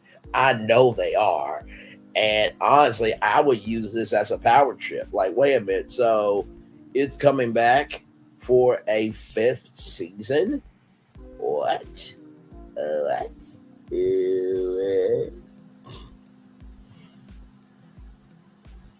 And then BMF was renewed for a 4th season, but BMF may be canceled after a 4th season because the CEO of Stars, the CEO of Stars said that they cancel shows after 3 or 4 seasons because they want to make sure the budget is on point. So I was talking to my cousin who's also in the industry and who's worked on many shows in the game, in the media game, and, you know, basically said that, yeah, they cut the budget for season 3. You know what I mean? So, Lord Jesus. And what I said to my cousin was, if I am a production company, right? And this is no shade to Stars, because Stars has done quite a lot for Power, even though, 50 Cent may not like the terms. You gotta give it up to Stars for at least putting us out front in the fashion that they've done it, right? I mean, you got Mary J. Blige, you got Method Man, you got Lala Anthony, you had Omari Hardwick. Like, these are no small stars, right? With all that being said, if I am a production company, right, and I wanted to take my scripted series, whether it was a drama or a dramedy or a sitcom, for it to only be on for 3 or 4 seasons, do I really want to go over to Stars? And my cousin, he said that, well, maybe, it would be a good way for them to get their name out there, for them to see, for the culture to see, them rise up and get the raise and everything else, and then take that show to another network to continue it. And I said, true, but do you want to be known as a resume network, or are you an actual network? You know what I mean? That's just my take. Like, now, if everything was wrapped up in a bow in 4 seasons completely, and I say complete because you're never going to please any fan base, right? But if everything was wrapped up completely, then okay, I can hang my hat on 4 seasons and we get to 100 episodes. But also, too, you want to be able to have it as long lasting as you can. Like, Young and the Restless has been on for 50 damn years. They don't know what unemployment is. Like, wait, so what does it mean to lose a job? They don't know what a pink slip is at the Young and the Restless. They don't know what a pink slip is at General Hospital. They don't know what that is. Hell, even the Tonight Show, like, they just changed hosts because it's a franchise. It's just like if I was so privileged enough to have the Tonight Show starring Braylon Lee weeknights on NBC. If I do it for 5 to 7 years, guess what? The Tonight Show is going to continue on. They're not going to cancel the Tonight Show. It's a franchise. Everybody knows it. It's been around for over 50 years. Like, I don't know. And 50 is a legend in media. Absolutely. I will give him his credit. By the way, shout out to Real Reality Gossip. They just put out a video saying Diddy's situation just got messier, raids, revolt, and hot steak and mess. I am doing some research on potentially who may be the owner of Revolt TV. I heard from Jess Hilarious, but also too, Jess can be hilarious in what she thinks and what she says and how she moves. So take everything from Jess Hilarious with a grain of salt. That's no disrespect to Jess Hilarious, though. She earned her job at the Breakfast Club because that was a rotational pool that I did not know if it was ever going to end. Real talk. So, and I'm almost done with the Quiet on Set series, y'all. That series, oh my Lord Jesus!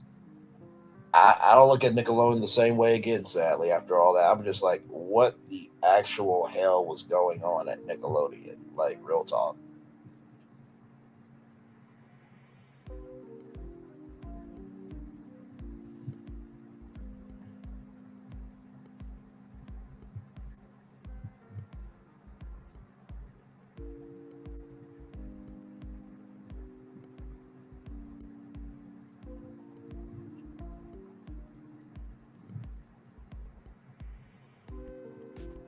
But yeah, so.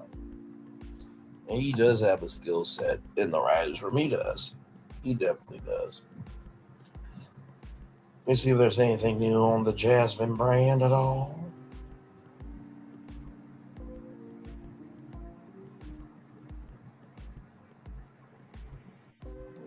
Oh, she did not.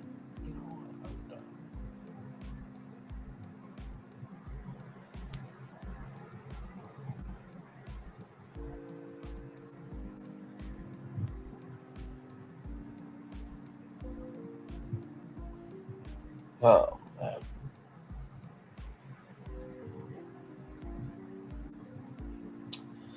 Y'all, this Diddy story is not going away at all.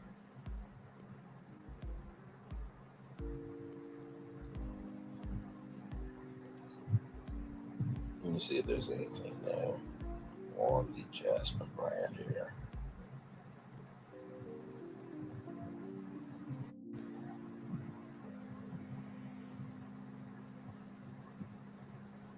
Let's see the Jasmine brand. The Jasmine brand. It's one new post.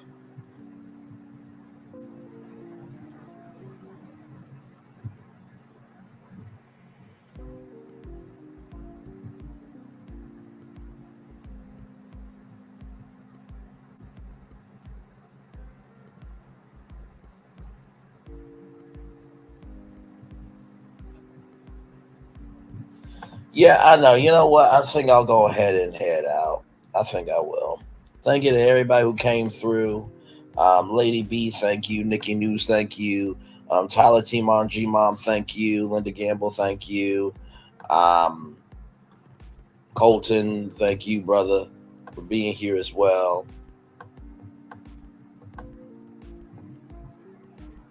Yeah, I think that's everybody, I think. Boys, I gotta get ready for tonight's show at 6 o'clock. Another jam-packed show. I saw some topics that need to be for the evening edition. But y'all do know, whenever the primetime edition comes up, and I say this with the utmost respect, the primetime edition is the show, okay? Like, the morning edition is a show as well, but the morning edition of the show is more of the kickback, chillax, cool version of the show where we're just chilling. But prime time, if you really want to know what Brainley's virtual tour is all about, 6 o'clock, and I've always have said this, 6 o'clock is the I always say 6 o'clock news just got upgraded. 6 o'clock news with Soul. And I've been saying this statement to myself. You know how like you watch TV, you watch the promos and stuff. Like if you see like Braylon's, I'm speaking this into existence, right? Like if you see Braylon's virtual tour on. Now that you've reached the stage in your life where quality television is important, Nubian TV is a black network that speaks to your lifestyle. Nubian TV is the world's first digital network devoted to the upscale and political lifestyles of black people. Nubian TV's programming includes politics, travel, fashion, food, automotive, arts and culture, civil rights, music, and more. Watch now on Amazon Fire TV, Roku, or watch globally at nubiantv.net. Nubian TV, it's what you want to watch. If you saw Brainley's virtual tour live weeknights at 6, 5 Central only on Nubian TV, is what you want to watch. Like I've been saying the promo, like your news just got upgraded with Soul. Like I've just been saying that as a phrase because I feel like that's what Brainley's virtual tour does. It's your news upgraded with Soul, from pop culture, entertainment, entrepreneurship, interviews, real life stories. Like that's the phrase I've been saying to myself is like your news just got upgraded with Soul. Like that is the phrase, you know what I mean? Because I know virtual tour is a whole brand. I really do. Like virtual tour could work on Stars, it could work on Hulu, it could work on Nubian. Like, and honestly, tell you the truth, I've already created like a TV version for like network TV as well. Like I said, I don't say everything out loud, but I know that this show right now, like if a streaming service really wanted it, all we would have to do is just link it up to the network and stream it on their YouTube channel as well. It'll be game over. Because like, come on, y'all. Like I do the topics, right? I have the intro. I have the outro. I do the commercials, except if it's on one of those streaming platforms, then they would add the commercials into the show. I wouldn't have to just pull up commercials. You know what I mean? But I really do believe that this is a prime time show. I really do. And sure, there could be a morning edition for network too. You know what I mean? But we all know that the 6 o'clock news is the version of the show, right? So now listen, if I get 2 checks for virtual tour. Right, we're gonna give you $1 million a year for the morning edition. We're gonna give you $1 million a year for the evening edition. That's making $2 million a year. You understand?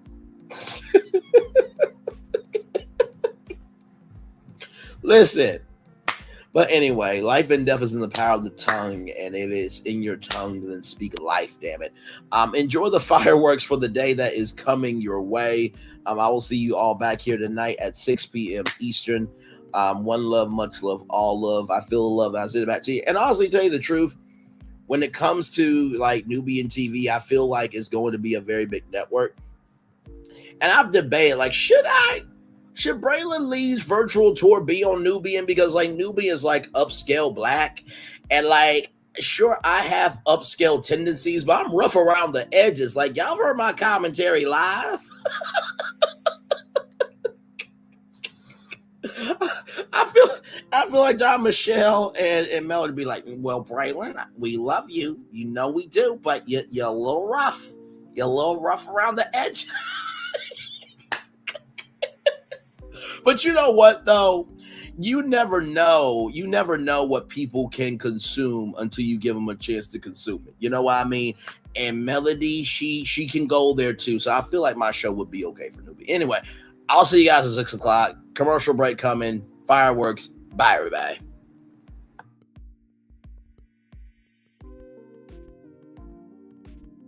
Now that you've reached the stage in your life where quality television is important, Nubian TV is a black network that speaks to your lifestyle. Nubian TV is the world's first digital network devoted to the upscale and political lifestyles of black people. Nubian TV's programming includes politics, travel, fashion, food, automotive, arts and culture, civil rights, music, and more. Watch now on Amazon Fire TV, Roku, or watch globally at nubiantv.net. Nubian TV, it's what you want to watch.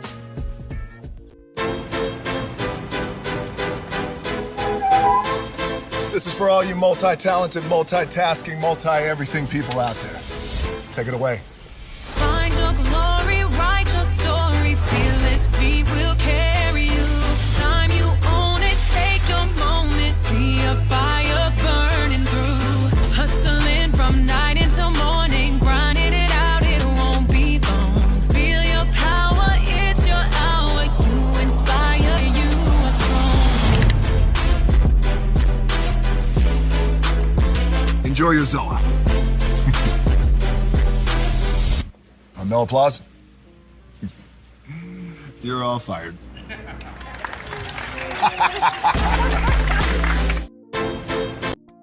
For years, people have been singing all about my chicken. Love that chicken from Popeyes. Nobody has a love affair with chicken like you do, with my slow marinated, hand-breaded Popeyes bona fide chicken. And right now, it's Love That Chicken Month at Popeyes, with 2 big pieces and a biscuit for just $2.99. So what are you waiting for? Come get some of my world-famous chicken and raise your mighty voices. Love that chicken from Popeyes. Welcome to Copeland's. Copeland's is not just some fancy place for your big night out. In fact, there's no occasion too big, or if you like, too small. Copeland's, there's always something good. Hey, grab me one too.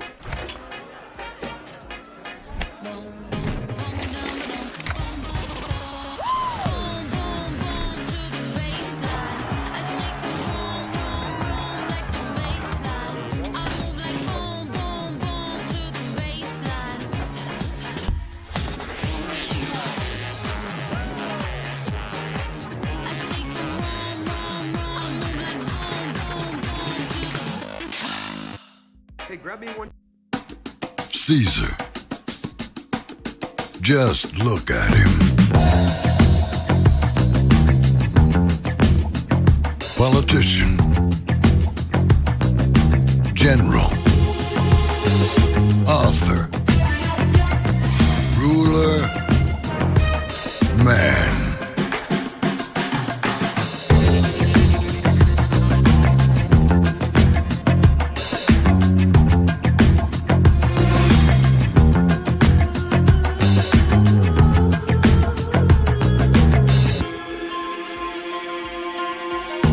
Legend has it, He's not only stared into the belly of the beast, he's had it for dinner. Here he's free to relax, or party, or relax, or party, or relax, and party. His is a world of opulence, excess, and the occasional impulse buy. Not one to rest on his laurels, he's famous for ushering in a new age of entertainment. So, for anyone seeking a place where the sun never sets on a good time, all this awaits. I am Caesar, and I approve this palace.